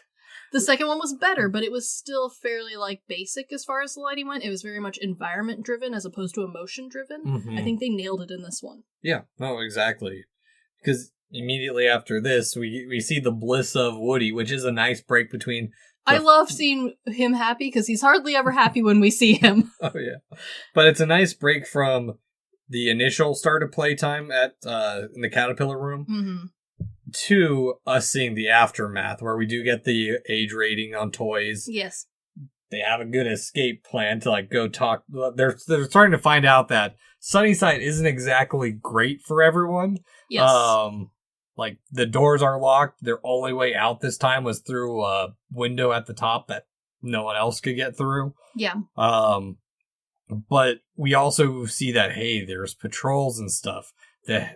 We get the darker side and the more adult side where the head honchos of the butterfly room are playing roulette with Monopoly money. Yes, and also batteries, which is like, I feel like cigarettes for them. Yeah, 100%. I love it. It's fantastic. Well, on top of that, they're talking, like, they're engaging the toys of, like, oh, they'll be gone in a week. They're disposable, which is crazy to think of how much they have to, like, cycle through toys of, like, if this is a week and they're, like, all 7 of these toys barely last that week. I would be impressed if all of the toys actually in real life barely last a week. Jessie, probably. I mean, she's a soft plushy thing. She's going to get beat up real quick, real hard. The potato heads are all going to lose all their pieces immediately. Rex actually has a good chance of making it, but I think he would be miserable. He'd lose his tail or an arm. He would, but I don't know if that's necessarily enough to get him thrown out immediately. I think he might make it a little while. He's a harder plastic. He and Buzz would. I think Buzz would be dismantled pretty quick. Buzz is really more like intricate. He's got individual working fingers. He's got a plastic bit that comes off. We know he has a soft squishy head because, Woody punched him in the first one. Does he have working fingers? He does. I had the toy, and they claimed that the toy was 100% accurate to the movie. And he had, I think, the first 2 fingers were individual, and then the ring finger and pinky were together. Okay. Thumb didn't move, as far as I remember. But it wasn't really my toy. It was my brother's toy. But, like, yes, like, he was very much like a posable action figure sort of thing, but, like, you could have played with him if you were younger, because it's Disney. They do try to cover their bases with that sort of stuff. But, yeah, he would not have made it. He would have been losing bits left and right. Those wings would never have opened again. No. And they barely do. Like, I'm surprised they're as unscathed currently as they are. Oh, the fact that he's still functioning after all these years really is a testament to how well Andy has taken care of him. Because he would have been broken to hell in our household. Mm-hmm. Well, and we also get to see the role of, like, Big Baby again, where he's the muscle. I mean, he is huge. Yeah. He is life human baby-sized. No, exactly. But also we get to see, like, the roles of all the other toys in there. Like, one's the brains, one's the friendly face. Yeah. And even then we go to, like, from this, and again, good at setting up a scene, cutting it off at the right moment, because once Big Baby shows up behind Buzz, we cut back to Bonnie's where we see Woody planning to sneak back. He even admits, he's like, oh, that was good times. And they're like, but didn't you have a good time with us? And don't you want to stay? It's like, yes, but I have a kid I have to get back home to. I do love that he still calls him a kid. Yeah. Andy's a young adult, but to Woody, he's always his kid. Again, that goes back to how the toys are kind of pseudo-parents, where they'll always refer to the kid, regardless of their age, as a kid. My parents still refer to me as a kid. I'm sure your parents do too. For sure. Yeah. No, I think it's a fantastic way of showing that, like, they are always there for for you to care about. Mm-hmm. No, exactly. But we cut from there to back to Buzz being interrogated, which... I love the idea that Buzz still has a demo switch somewhere inside him. Yeah. I don't know if that was accurate to the version of Buzz I had, because I can't remember if the, like, life Buzz that my brother got for Christmas one year was, like, Toy Story 2 or Toy Story 3. I think he was Toy Story 2 Buzz. So I don't think he had a demo switch, but I now desperately wish we still had him so I could go find out. Yeah. Well, it's we get this nice little misdirect too when Lotso comes back in, because it's not really like a torture scene initially. But but it feels like very old James Bond movie. Yeah. Not the newer ones that are a little bit more like true and gritty, but like the older ones. There's no hole in the seat. Exactly. Yeah. Thank you. But I like that Lotso still tries to be family friendly. And Lotso's given Godfather energy, and I love it. Oh, 100%. And he's like, He's mafia bossing his way through this. Like, he's not technically said anything wrong. No, until... Yeah. And here's the thing. I think what triggers it is Buzz says, you're supposed to be a real family man or something like that. Yeah. And I think that's what triggers Lotso, because Lotso, to everyone around him, he doesn't have a family. Big Baby's not family. None of the other toys around him are family. They are employees. Yes, 100%. Very mafia bossy. I love it. It's a great way of representing Lotso. Oh, yeah. No, 100%. And also, it's just this little bit of like his evil side coming to light. And we get which I do have questions about some of the stuff from this. So Buzz gets his arm ripped off in the first movie. Yes, he does. But in this one, it's the unscrewing of his back that hurts. I mean, that would be like dismantling him. But we assume that it hurt in the first one. He just like was so disappointed in himself he blacked out. Says ego death. Yeah. I don't know. It's a weird moment because you don't see that happen later on in the movie at all. That's true, but we also don't get to see toys with batteries have those batteries like almost attempted tamper with or tampered with at all. It's just implied that like if you need a battery change, like we have batteries, because otherwise that would be the death of you. Yeah. Well, and also we don't have like once this turn happens in Lotso, we never see him nice in Sunnyside again. Yes. Because immediately they bring Buzz back and the truth is revealed. Womp womp womp. And now Buzz is the enforcer. Which I love this little change in him, because it does kind of play back to Toy Story 2, where we see that, like, all Buzzes are unhinged, and it just happens that our Buzz is finally not unhinged. Oh, yeah. And now that we've put him back in demo mode, he's once again unhinged.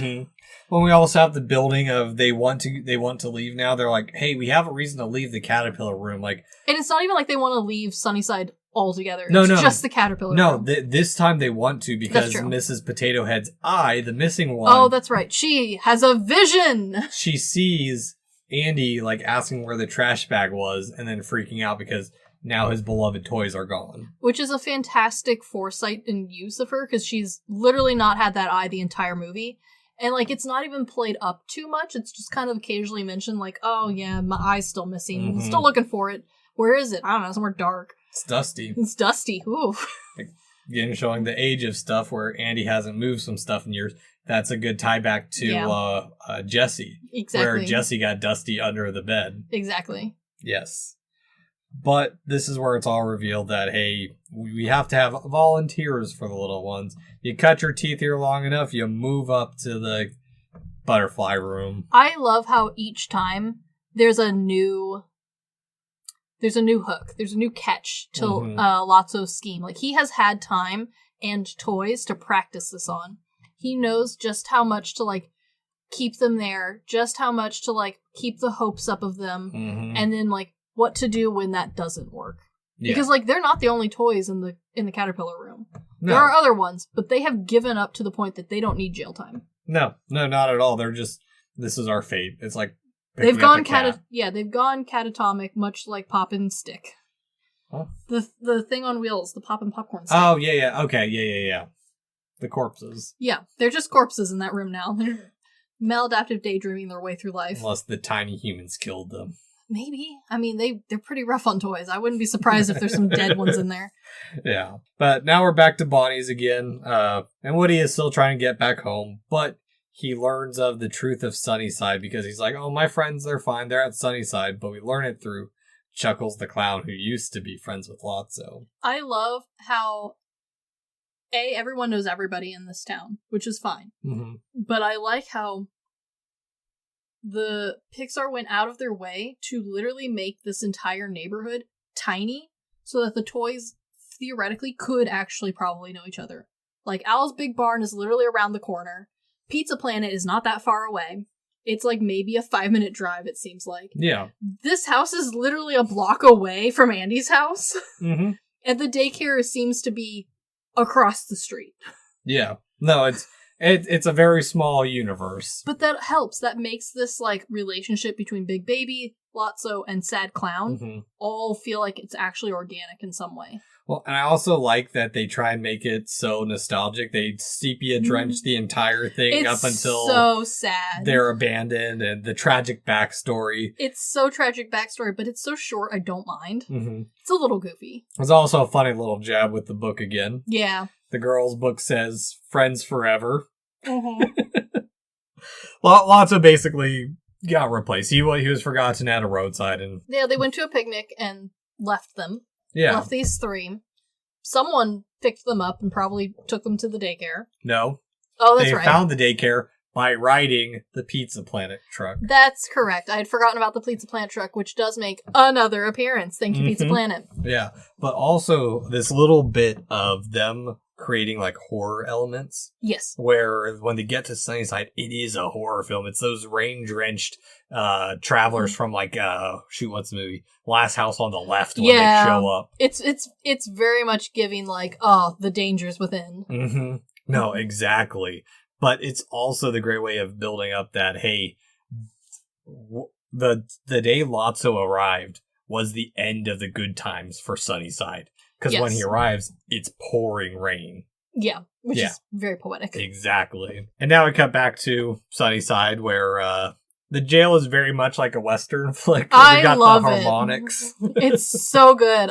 And like, once again, we've talked many times about how the people working on the Toy Story films are movie nerds and will do anything they can to fit other movies in. Mm-hmm. They've done so many at this point, it's hard to keep track of. But yes, once again, they've thrown an old Western into here.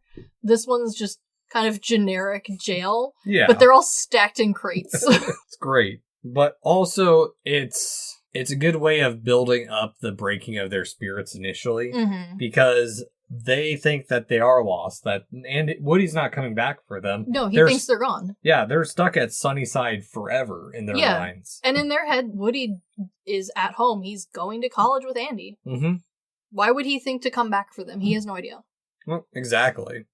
But we do have immediately after this, and this is where the movie really starts picking up in pace. Which is good, because while I like the first half of this movie, it is slow. Yeah, no, exactly. Especially compared to 2 and especially compared to 1.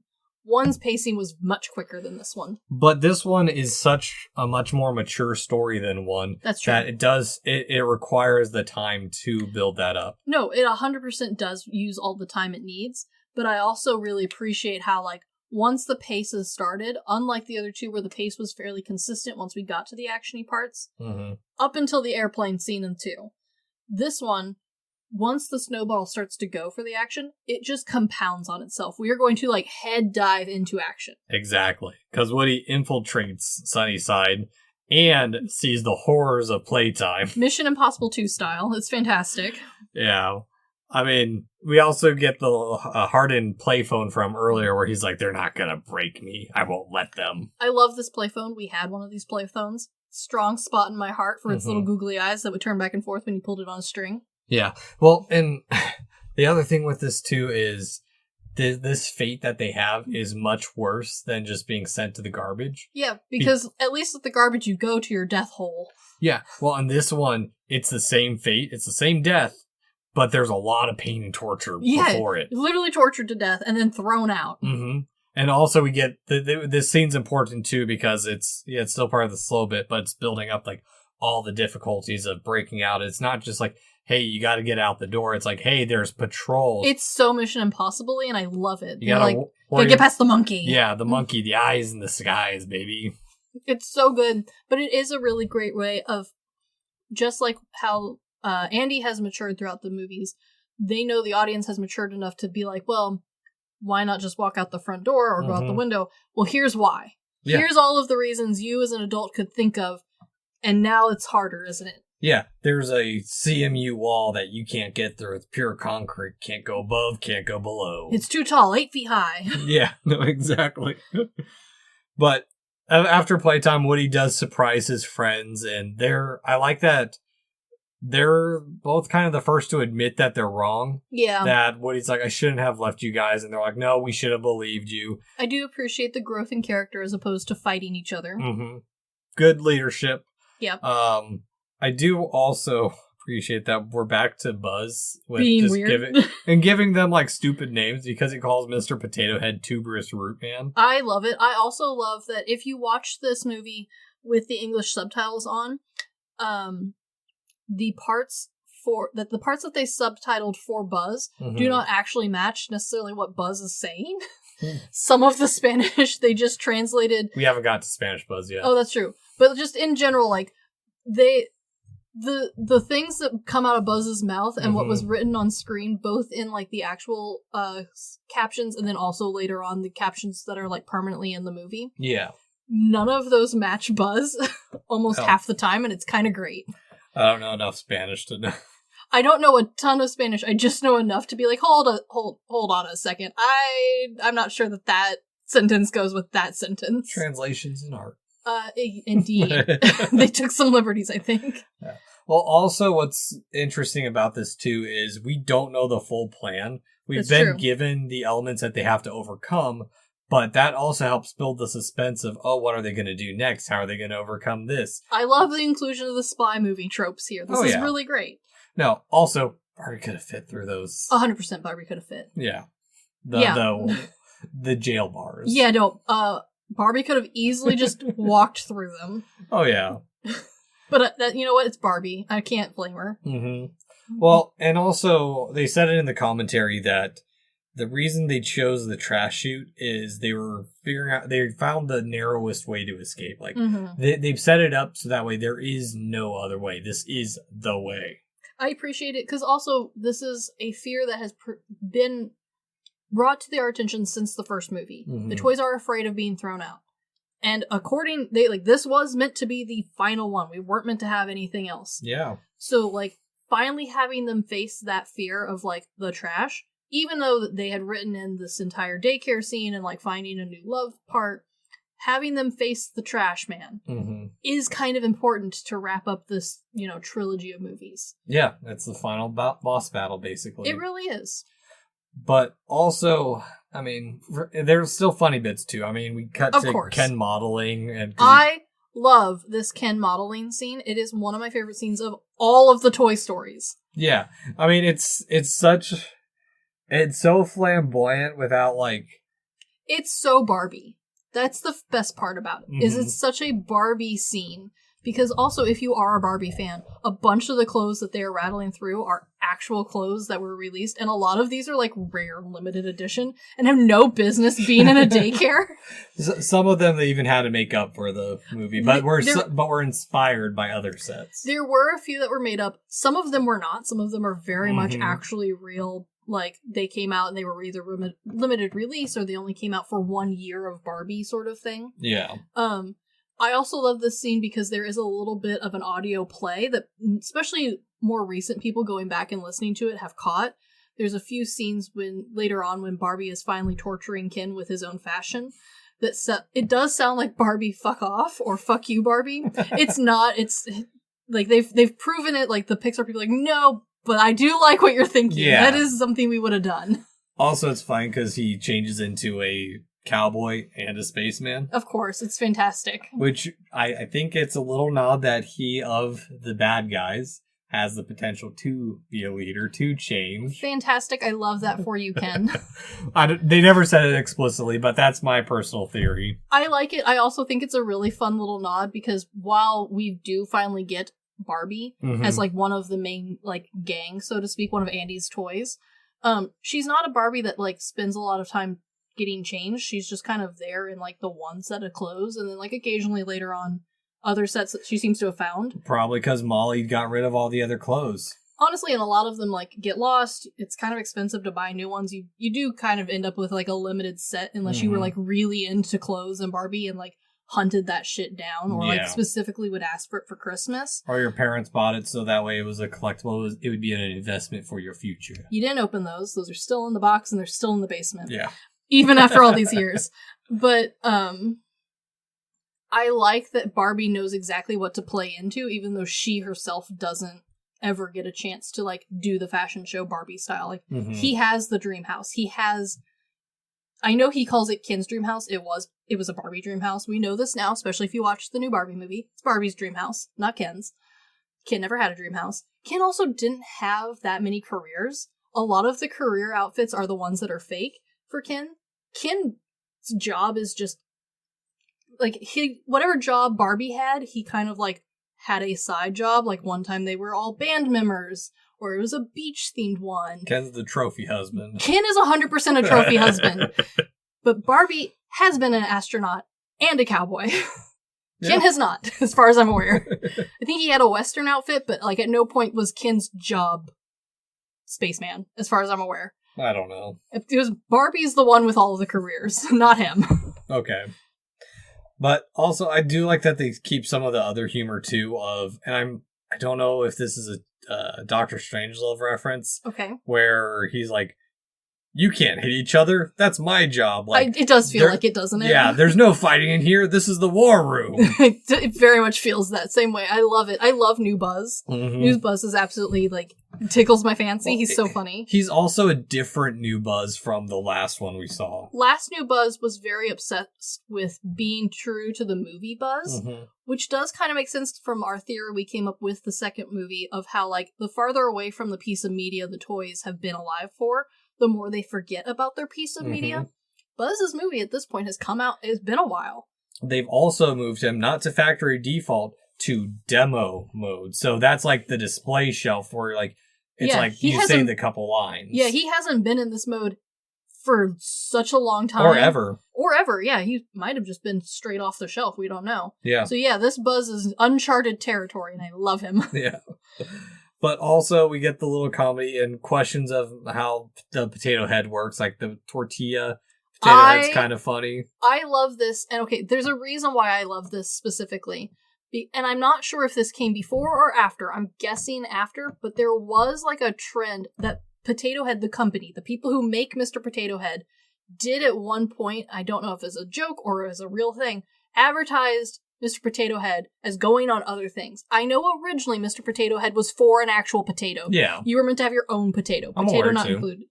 However, like, later on, and I think it was because of this movie, they advertised, like, you don't need Mr. Potato Head's body. You can put Mr. Potato Head on anything. Sandwiches? Heck yeah. Pickles? Heck yeah. And so I do like this little play. I don't know which came first, chicken or the egg. The original Pickle Rick. The original Pickle Rick. But it's also, like, a fun little nod to Mr. Potato Head's history of, like, yeah, the plastic part came later. You just got the eyeballs. You shoved them onto random potatoes in your house. Yeah, which I understand moving away from children playing with vegetables, too. As someone who distinctly remembers, both my brother and I did this, where we would take a singular bite out of the apple and then put it back in either our dad's lunchbox or back in the fruit basket and just leave it there to rot, uneaten, untouched, just a singular bite removed. I would have been the child who, if I had known the potato head parts were meant to go on the actual potato, I would have put a hole in every potato we owned in the matter of, like, a day.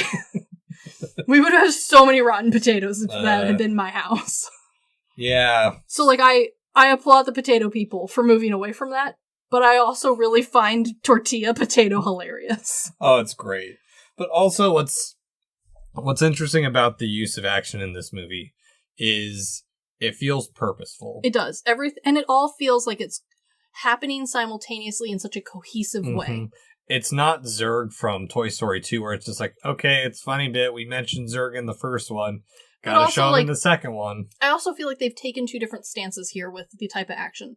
The second one was very much playing off of, like, Star Wars or Star Trek style action, whereas this is very much giving James Bond, Mission Impossible, very spy-oriented, where stuff is happening all at the same time. It is a faster pace with those movies, whereas with Star Wars and Star Trek, we're kind of just focused on, like, one fight, one battle of the, the greats or whatever. Yeah, but now we have time for probably most people's favorite portion of this movie, Spanish Buzz. I do love Spanish Buzz almost equally to all the other Buzzes. Yeah, he was done as a way to make the new Buzz trope not get so mundane, because they've used this trope every single movie. Yeah, no, new Buzz has literally managed to be in every single movie. Yeah. Well, he's also specifically they made him Castilian because of the dance he did, and also a demo video that was done for reference by Javier Fernandez Pena, which I don't know if I butchered that. Feels close. He not only did the voice for Spanish Buzz, but he's been doing the Spanish voice for Buzz in all the Spanish dubbings. You know what? I love that because this Buzz is not only just like hilarious, but he also feels like a fully fledged character. He doesn't feel like Buzz doing a bit. This feels like an entire different personality that is buried deep inside of Buzz that he doesn't know exists. No, he doesn't. And it's fantastic. He really doesn't. Also, one thing I do want to mention, I forgot to bring this up. Yes. I think it's interesting that regardless of which Buzz it is, he always has eyes for Jessie. I do appreciate that. I also love that he calls her Senora. Yeah. Well, they also... Senorita. No. They also didn't want to make the leap from Toy Story 2 to Toy Story 3 where all of a sudden they had a relationship. Yes. They're still that kind of awkward couple that one's interested, the other has no clue. Yeah, they're still dancing around their intentions, which is fantastic. I also think it plays more nicely because for a lot of us who Toy Story 4 was very much playing hard into the whole like some of us were very much in favor of Bo Peep and Woody being a couple. We've lost Bo Peep, so having that like distraction from that is I'm not mad about. I do like this little like joke romance that happens here. Well, and you don't really need it for it doesn't really matter for most of the movie. No, honestly, the romances don't matter for any of the movies. They don't change the plot or the character's intention. I mean, okay, yes. That's Toy Story 4. That's a whole other shit But no, show. I think that's why Toy Story 4 is honestly the weakest of the Toy Stories, along with a lot of other rants and raves and reasons. But like, a huge part of that was because a lot of the bits do feel like they were written because people were like, oh, well, I loved the romance from the third one. It's like, well, that's a side bit that I just happened to enjoy. It's not the main thing I was focused on. No, exactly. But... yeah, we get all this movie makes you want to watch The Great Escape, to be honest. Oh, it definitely is giving that vibe, yeah. But there's also something that I don't know if it's intentional or if it's... I know it's intentional. It's Pixar, let's be honest. Yeah. But there's a part where Big Baby's watching the moon. Yeah. And I thought it was weird at first, and then I started thinking about it, especially with how Big Baby reacts later on to Mama. Yeah. I think Big Baby isn't as...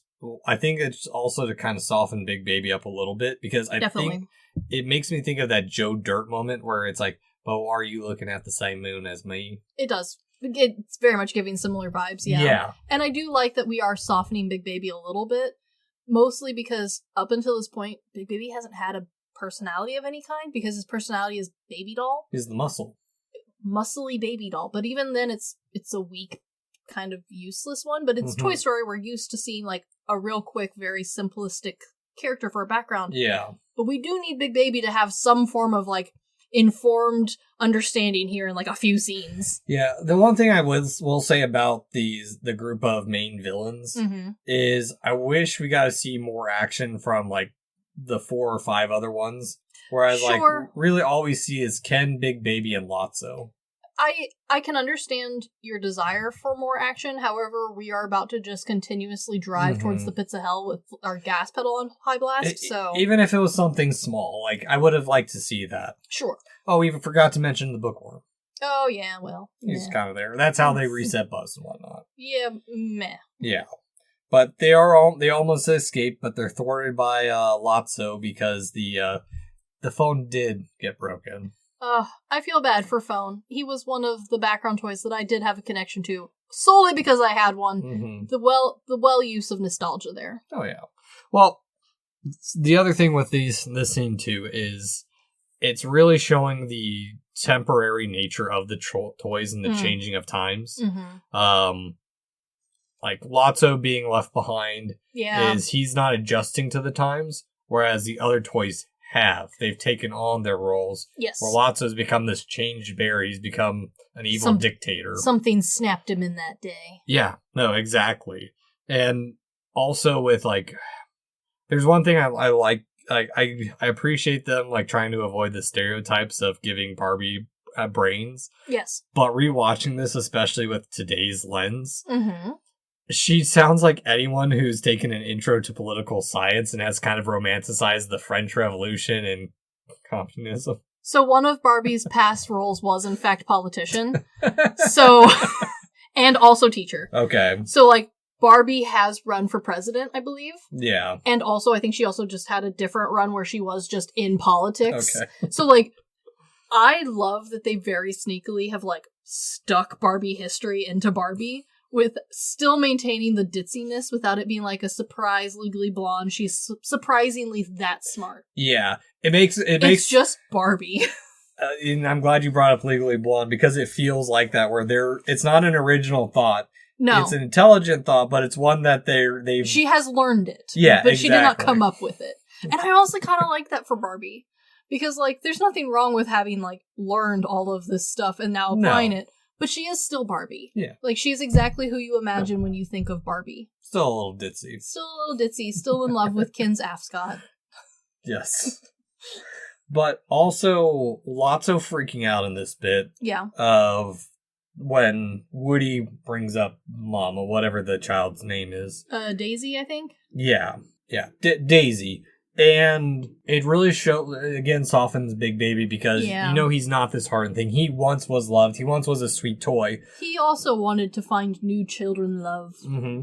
But the coup d'etat that happens when Lotso turns and shows his true colors is when he turns on his own people. That's true. I think they would have stood by him if he hadn't done that. No, exactly. They would have all been sent. Actually, they probably would have escaped too, but... Well, But yeah, it's a good way to like say, hey, okay, we're you guys are gonna go. Lotso's reign is over. This is a new revolution. You guys are free to go, basically. Yeah.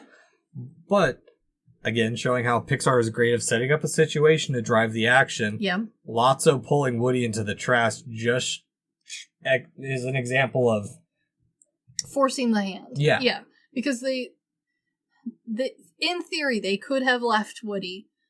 But Woody was the one who came back for them. Mm-hmm. So, like, it does make a huge moral dilemma out of something that, like, otherwise would not have necessarily been as big of a heart of a push. Yeah. Well, even then, because they know that's the thing is, like, the reason they have this change of heart is now their future is certain. They know that they were supposed to be in the attic. Yes. And now they know Woody had a special spot, so they're going to get Woody to college. Exactly. Yeah. The plan goes on. But the truck arrives. Sid shows up for his job. Good job, Sid. God, you're a productive member of society, even though the toys probably traumatized you for the rest of your life. Yeah. Wait, is this Sid's revenge? I mean, he does tie them to the front of the truck at the end. Yeah, well, Sid doesn't. No, but Someone I feel like Sid found his like group of people in the garbage men. But if this is Sid, that actually makes sense why that's his profession. Because that's his revenge. He knows toys get thrown away. And so that's his idea of like, oh, you're going to go to the dumpster. That's why he's so happy picking up trash all the time. Because maybe there's toys inside. Maybe he knows that dead toys, blown up toys, thrown away toys can't hurt him. Yes. Yes. But to the dump we go. I do like that Buzz's glow brings them back together. I do too, because it's a gimmick that was put in the second one. Mm-hmm. Well, it was put in the first one solely because one of the other creators had a toy action figure who glue in the dark. And so they're like, well, Buzz has to glow in the dark because that's fucking cool. It's the coolest thing to have. Glow in the dark, action, karate chop action, 3 phrases. Lasers, wings. Yeah. Buzz is literally just all of the catchphrases stuck onto one action figure. And in the second one, they kind of sort of play more off of Buzz's abilities, but it's very much in the same way of like, oh, well, action figure so-and-so had it, so Buzz does too. Whereas this one, it feels like Buzz's figure is fully realized, like, his abilities are Buzz Lightyear's abilities, as opposed to just like, oh, my G.I. Joe could do that, so here we are. We also get the reset to regular Buzz, too, which Thank God. Don't get me wrong, I love Spanish Buzz, he's hilarious. But only for a few scenes, and I do think they played the joke just long enough. Oh yeah, no, could reuse it later on. Well, yes, but like, imagine if they had just never reset Buzz, and it was just Spanish Buzz for the rest of the movie. Oh, God. It would have been too long of a joke. It wouldn't have been funny anymore. No, yeah, it would have overstayed its welcome, and it wouldn't have been... It would have been well past the threes rule. Like... It didn't even need the threes roll. They only use it twice. That's true, but Yeah. like, you get my example Yeah, of like, yeah. it would have been too much. I think this is the perfect cutoff, and I love that, like, they don't really know why Buzz is no longer in Spanish. He's just back to normal. Kind of. He got jostled just right. But this is also the first time in the movies that I think we've really felt the real danger.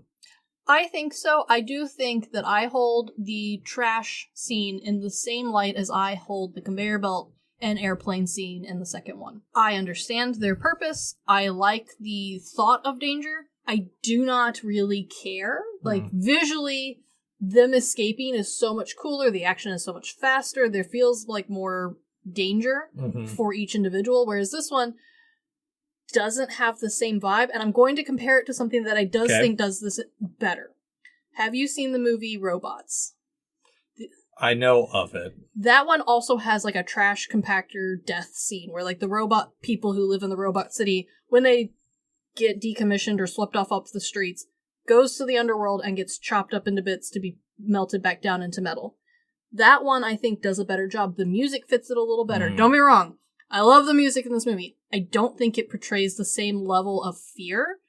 Whereas in that one, the music is much more choppy. It fits the beat. The music portion of it, okay. It fits the, like, threat and danger. It has, like, a bad guy song, which I know you don't like, but I do think helps at least give some, like, energy and effort to honestly the big bad villain, the dump. Like, they're there, they are finally facing the biggest of the bad guys, trash, and being like completely shredded into bits. Yeah.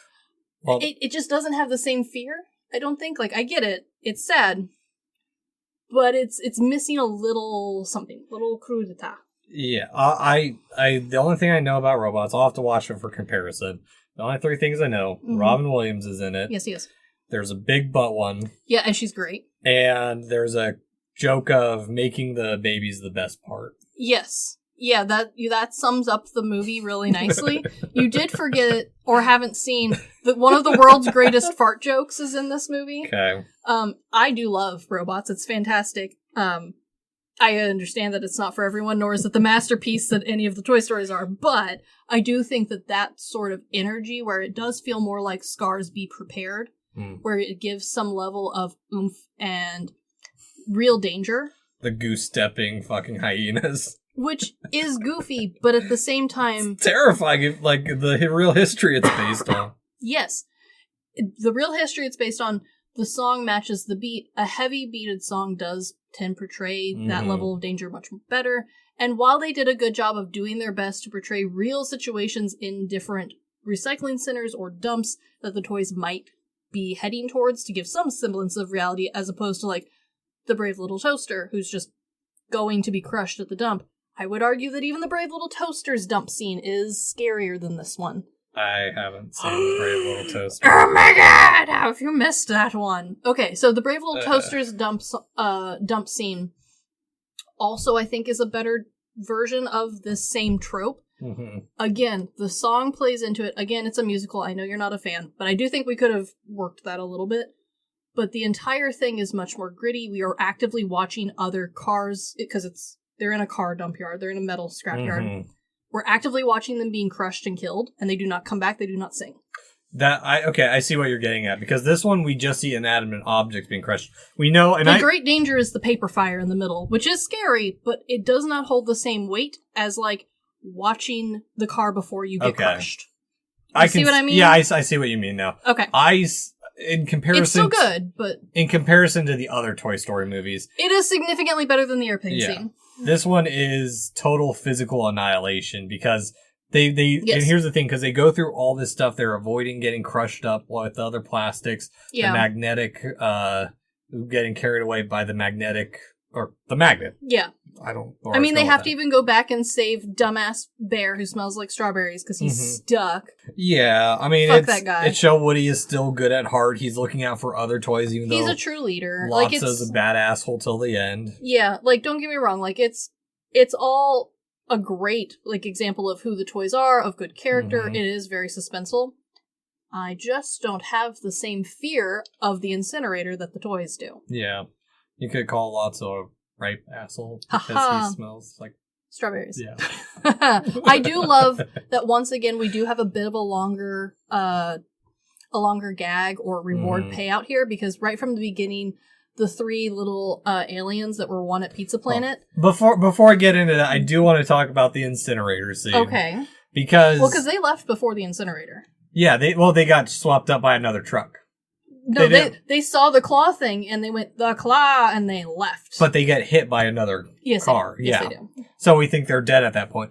But, so here's the thing is, when I first saw this movie, this was the really heavy part. This is where I started to cry, because I'm like... This is where a lot of people cried. Because it's like, oh wait, this is how you guys are going to... It's Pixar, so we should have expected something different. We knew that they weren't, at least not yet.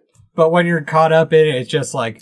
It is a very, like, near close thing. Yeah, they do a good job. I mean, it's supposed to feel inescapable, and I think they did a great job of making that, because they are struggling so hard to get out of it. I completely agree. Logic wise, this is airtight. Yeah. They've done a great job of kind of closing all of the loopholes that you can think of. And just the way they're going out is like, it's like they're all friends there together. They and grab also out they're to probably their going to hands. melt kind of slowly. Yeah, except for Woody, who will burst in a flame, because we've established that he's probably made of wood.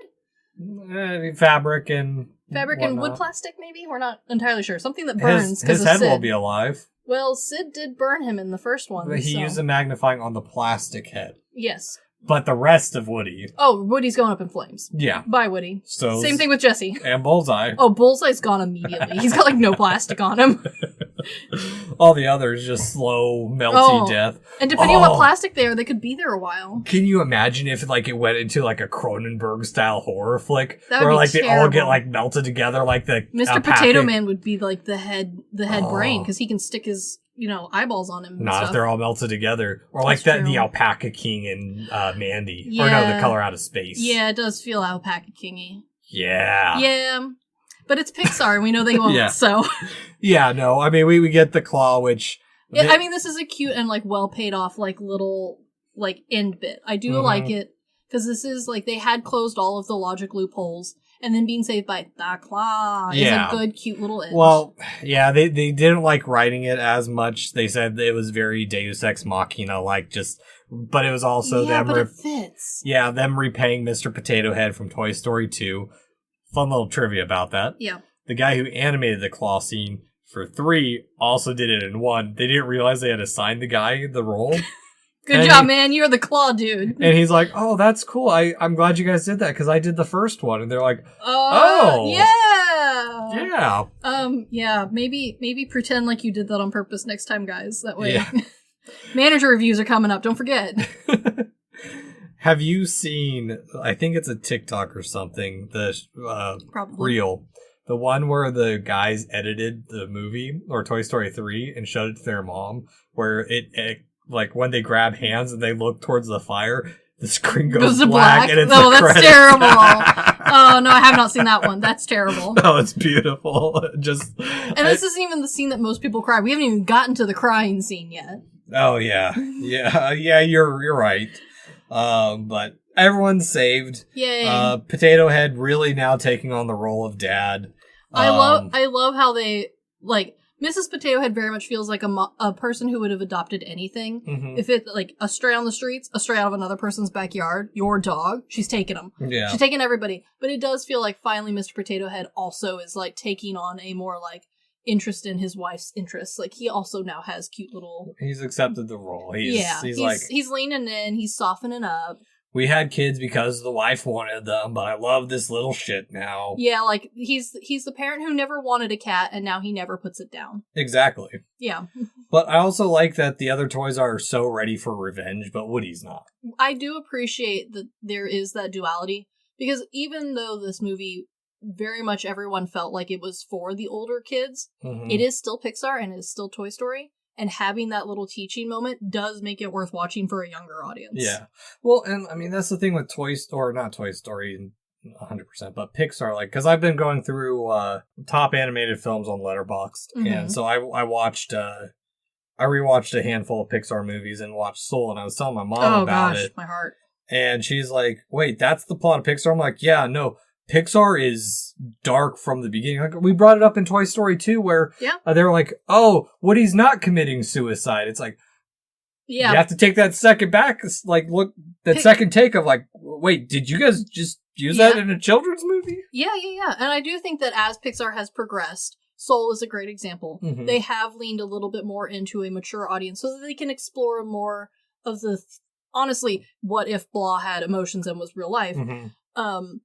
Because they had kind of, we've done the basic ones. They've done all those, and then they go into Soul, and they're like, what if this man dies at when it's supposed to be the greatest moment of his life and has an absolute existential crisis? What if souls had feelings, you know? Yes. Yes. 100%. And like things that are supposed to have feelings. And even later on with like Inside Out, even though that is similar to Toy Story, is where like the idea, the overarching concept is for little kids. The big concept, much like Toy Story 3, is really like it's kind of for the older people. Yeah. Yet, a younger person can take a good thing away. Letting a grudge go is a healthy and responsible message to send. Yeah, because Lotso doesn't let go of his grudge and he becomes a grill ornament. I do find that hilarious. Yeah. Just absolutely tickles my buttons. I know that is not Sid's truck, and that's not Sid. I do like the idea, though, that all of the trash truck people are all in, like, similar sort of situation. Where all of them are like, tie the toy to the front. Well, so they explained that in the commentary. I guess it's something in New York where, like, or I don't know where they're based, San Francisco area, where that's kind of what the trucks are known for, is they'll take discarded toys, kind of give them a second life. Yeah. But I think it's also poetic because this now is Lotso's jail. Yes. Like, he's in his own prison. He is in constant torment now. Yeah. Yeah. I do also like that while this movie was set after, I think it is definitely less commonplace. I think a lot of companies had not been allowing it for a long time. Having stuff just attached to the front of your truck, whether that was your giant pickup truck or your semi, that was a thing, at least in the 90s. And I do think the idea and the reminder of it had carried over to this point in the movies, even though a lot of us we're no longer seeing it except for like Christmas. Yeah. No. But they've all accepted their fate. Woody's off to college. And I think they did a really good job of... they tried really hard to make it feel like this is a goodbye to his friends. Yeah, and honestly... For now. Yeah, and honestly, I think they did a good job.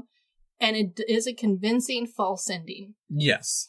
Which you get the kind of farewell and happy ending with a suggestion to donate, which we find out is to Bonnie. Aw, which is so sweet and so cute. Bittersweet. And this is the scene where literally everyone in the movie theater cried their eyes out. Oh my god, this is so cute. It's so sad. I still tear up a little bit. I don't blame you. I don't blame you. You cold-hearted witch, Chris. I am. I am. I can appreciate the sadness, but a tear will not fall. Yeah. But there's such good stuff in this movie, too, because this is where they shine with the human interactions. Is Woody being with Bonnie earlier, because we get through the whole spiel of like why these toys are amazing. He's giving them to Bonnie, and he's also giving their personality to her. Yeah, telling her like, oh, by the way, just in case you were planning on making him a good guy, the piggy bank's evil. Yeah, no, exactly. But there's that one moment where when he picks up Woody, and he's like, Woody, and then you hear Bonnie says, "My Woody." My cowboy. My cowboy. But there's this look. There's this exchange between Andy and Bonnie. Yeah. Where there's a slight hesitation. You can see him thinking about, no, this one's mine. Well, he plays like a little kid a little bit, where there's like kind of jerk reaction of like he pulls Woody closer to him. It's so well done. It is so goddamn well executed. It's so well done, and then finally him giving it up is such a fantastic end. A lot of people really resonated with this ending and thought it a fantastic way to finish the franchise, because 4 definitely wasn't going to happen. Yeah. Yeah, but on top of that, like the sentimentality of sorry, I'm a little emotional at this bit. Shut up. It's the one last playtime, and it gives all the toys what they want. Yep. Because the gang is, and it's a good goodbye too, as opposed to just being dropped off. And while I'm sure if Andy had just dropped the toys off at the house with a note on the box, being like, oh, my mom and you were friends, like, here, I haven't seen you in a while, but, like, I'm going off to college, take care of my toys. Yeah. Donating them to the little girl. They would have been happy. but it would not have been as complete a story as giving a goodbye. Exactly. And even the So Long partner, which so cute, is much nicer than the original idea, which was Andy drives off in his car, which, by the way, that car was recycled from Cars.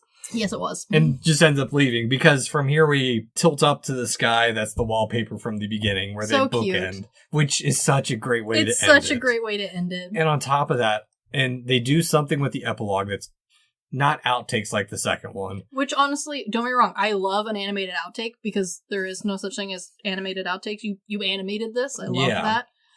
But I do like this version of, like, the in-between credits a bit. It's also their way to wrap up all the other little stories of, like, Sunnyside's now run by Ken and Barbie, and it is a paradise. Everyone's working together. Finally happy. Well, everyone's working together. Everyone's taking their time to be roughhouse. Everyone's getting fixed, but like they're tagging in when they can't do it anymore. Yeah. It is finally that paradise that they were promised. The Rex has his herbivore that he's been wanting since the first movie. Yeah.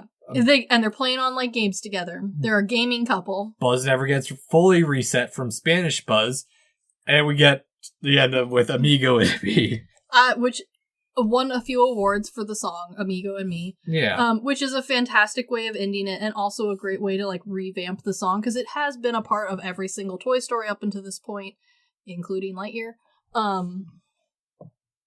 And so it was really sweet and, like, a great way to include it in its fullest without it feeling just reused. Oh, yeah. No, exactly. And, I mean, that's how it ends. I mean, it was critically and fans, it was a success. Oh, it was a huge success. It was also fucking expensive. Yeah. Its budget was $200 million, which was one of the most expensive films of all time to create. Oh, I don't blame them. I mean, however, do you want to know how much this movie made? How much was the budget? You said $2 million? $200 million. $200 million. I'm gonna guess $800 million. $1.067 billion. And that's like global sales, right? For when it was in theaters. Yeah. For theaters. Yeah. Well, making it the highest grossing film of 2010 by a landslide. It was the first animated film to ever hit $1 billion at the box office. It was also Pixar's highest grossing film until Frozen came out. Yeah, well, and I think... Disney's. Yeah, that's right, because Pixar, Well, it was Disney's highest grossing until Frozen. Mm-hmm. For Pixar, it was their highest grossing until Incredibles 2 came out in 2018. Yeah. Well, and here's the thing is, it released at such a perfect time. Like, it was so perfectly done. If it had released a couple years earlier, I don't know how well I think it still would have done well. It would have, but it would have been a smaller group of people who would be in the, like, Andy's age range. Yeah, because us, elder millennials. Yeah.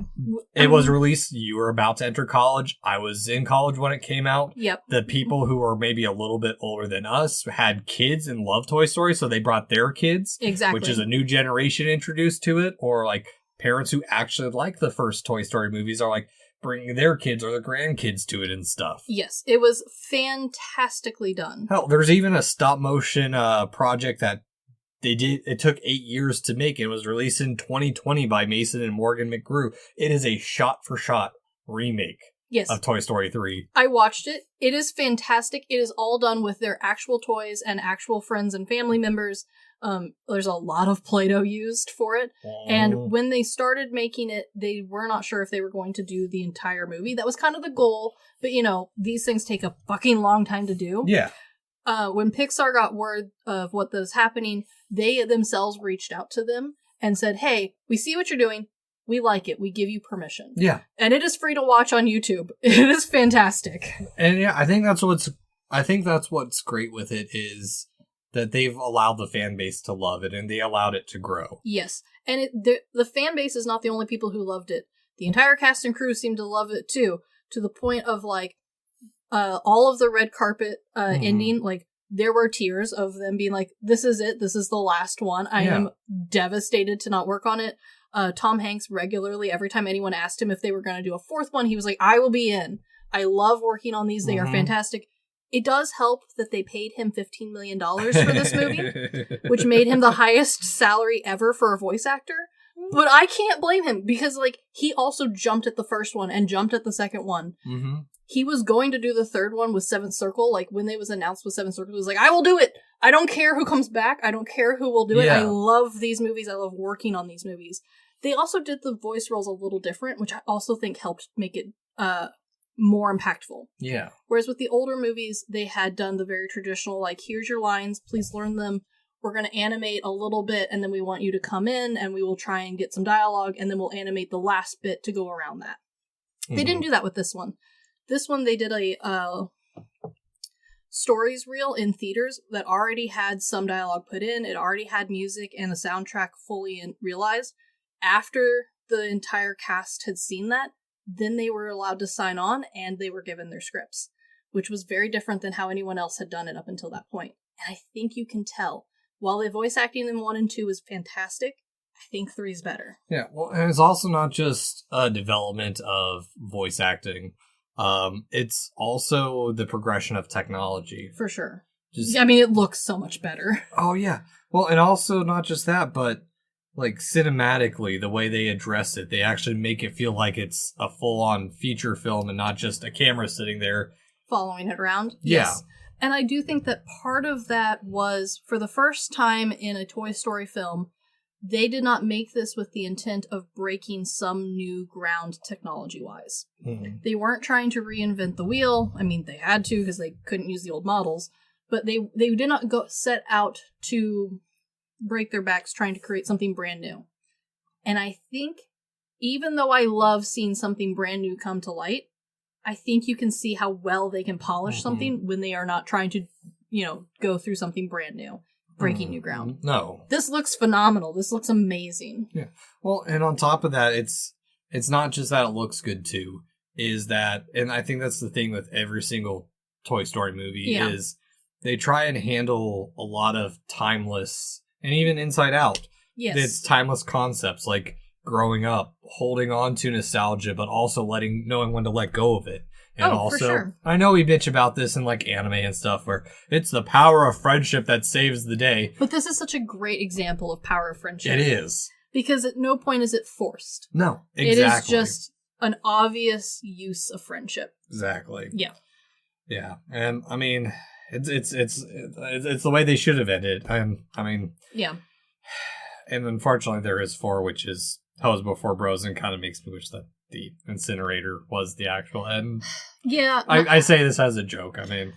Okay, a lot of people went to 4 very excited because of how impactful 3 was. Like I said, there was not a dry on at a theater, and most people still cannot watch it at home despite us having watched it a million times. Yeah. It is still one of the highest watched Toy Story film of all time. Out of all of the Toy Story content, including the TV show, 3 is often the highest streamed. 4 was given high expectations, and while I do think it's fun, and I do like the idea of continuing on the world of Toy Story, I don't think it was done nearly as well or with nearly as much intent as literally any of the other Toy Story content, and that includes the TV show. I'm going to go on a slight rant, because we're not doing Toy Story 4. This is the end of the Toy Story arc for us right now. Yes. Toy Story 4, what kills it for me is we are just days after Toy Story 3. It needed more space. Well, not only that, but Woody's relegated to the closet. We've spent all this time. They're finally together at the end. They're in a new home. And then, Woody abandons them for Bo Peep. Yeah, and don't get me wrong. Again, I loved the Bo Peep character. I do miss her in this movie. But Toy Story 4 should have just been a whole new cast of characters. It 100% should. It should have addressed the new and challenges that kids are facing today with less interaction with actual toys and more with iPads and TVs and screens. Yeah. The change to, more kids being in daycare than ever before. They had a lot to work with. And unfortunately, don't get me wrong, I love Woody and the gang, but it was time for something new. Yeah. And we didn't get that. So, Chris, at the end of it, Good, Bad, Weird, Toy Story 3. This is the best one. This is the goodest of all good. I 100% agree. For me, it reminds me of when I argue Empire Strikes Back's the best Star Wars movie. I know that's not a novel idea or opinion. Oh, but yes. It's also one of those ones where it's good on its own, but you need the first 2 to make this one the masterpiece it is. I would agree with you. I do think that if you get the chance, binge watch all 3. You're going to have an awesome time. Mm-hmm. And honestly, I would throw the Lightyear short in there, the movie. Yeah. Review, yeah. Do I think you need to watch the TV show along with all of those, like I did? Not necessarily. However, if you are really enraptured with it, maybe go ahead and put that one in there between 1 and 2. Yeah. It does kind of help fill it out, and it does give a little bit extra nostalgia once you hit 3, because there hadn't been any New Buzz stuff in a long time. No, exactly. And I'm in the same boat. I definitely give this a good rating. I mean, it's... For sure. There's no way around it. They just did such a banger job just knocking everything out the door. I have those couple little minor complaints, but they're all just stupid little architecture bullshit and my dumb theories that deviate. And honestly, the third one for me also helps bring to life, if you get a chance to go the Disney, there's a part of Disney World where it is all Toy Story themed. It's Andy Box themed. Mm-hmm. And while it is a bit gimmicky, I do think after the third one, I had a better appreciation for that section of land. I thought all the characters felt more real, and I had a bigger emotional impact to me. 3 is a huge reason of why. Yeah. So, Chris, I assume I probably know the answer to this. Do you recommend Toy Story 3? Of course I do. Will I be looking for a fancy, complete set box thing to buy, like they did with Lion King, where it came like with the fancy cover and the fancy box and the little wings that came out to tell me about all of the stuff? Of course I'm going to find that. I also kind of want to rip it onto VHS because I have 1 and 2 on VHS tape. I would love to have 3 ripped onto a VHS tape with a cover. That way they can sit together in memoriam on my shelf. I might have some sources. I'll find something. That'd be fantastic. Yeah, so I 100% do recommend this. I mean, it's Toy Story for me, and going back through Pixar's library, they're something more than kids' movies. It's very 100%. Easy to relegate cartoon or animated, anything animated to, it's just cartoon when like you grew up on like Speed Racer or like the old cartoons. Sure. Or like you're watching any of the new stuff that's just mind-numbing, melting kids bullshit. Yes. There's such character and class to... It's storytelling on a new level. It is. Yeah. Exactly. It's just a mastering of an art form that Pixar didn't know they were starting. Yep, for sure. So, but... yeah, that's Toy Story 3, and it's time for my favorite portion of the show. Which is the game that we've been playing, that you've already won, but explain it anyway. 3 degrees of Takashi Miike. I have 3 degrees to get to him. Has to be a movie connection. Can't use the same connection. Movie, actor, or director twice. So I'll try and make them thematic ties as applicable as possible.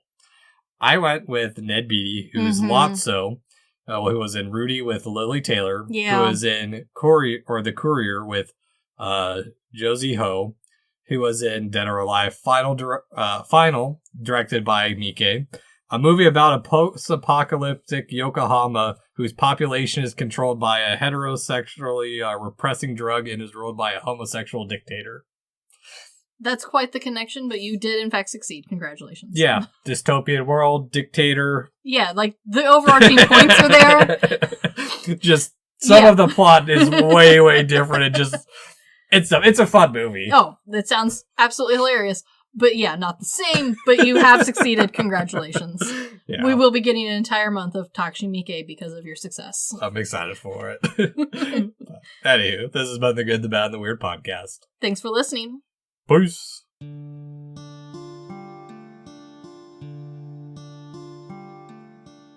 Thank you for stopping by this here town of the Good, the Bad, and the Weird.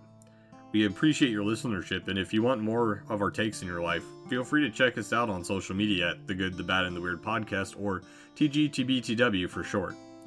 As well, if we missed a fact, your favorite part of a movie, or just have a suggestion and want to reach out and say howdy, feel free to email us at tgtbtwpodcast@gmail.com. And feel free to join our Discord at The Good, the Bad, and the Weird Podcast, where we talk about movies, just share random banter here and there. And always, check out our podcasters, streamers, or any other content creator we shout out in our episodes. We really appreciate it. And as always, thank you for listening. Peace.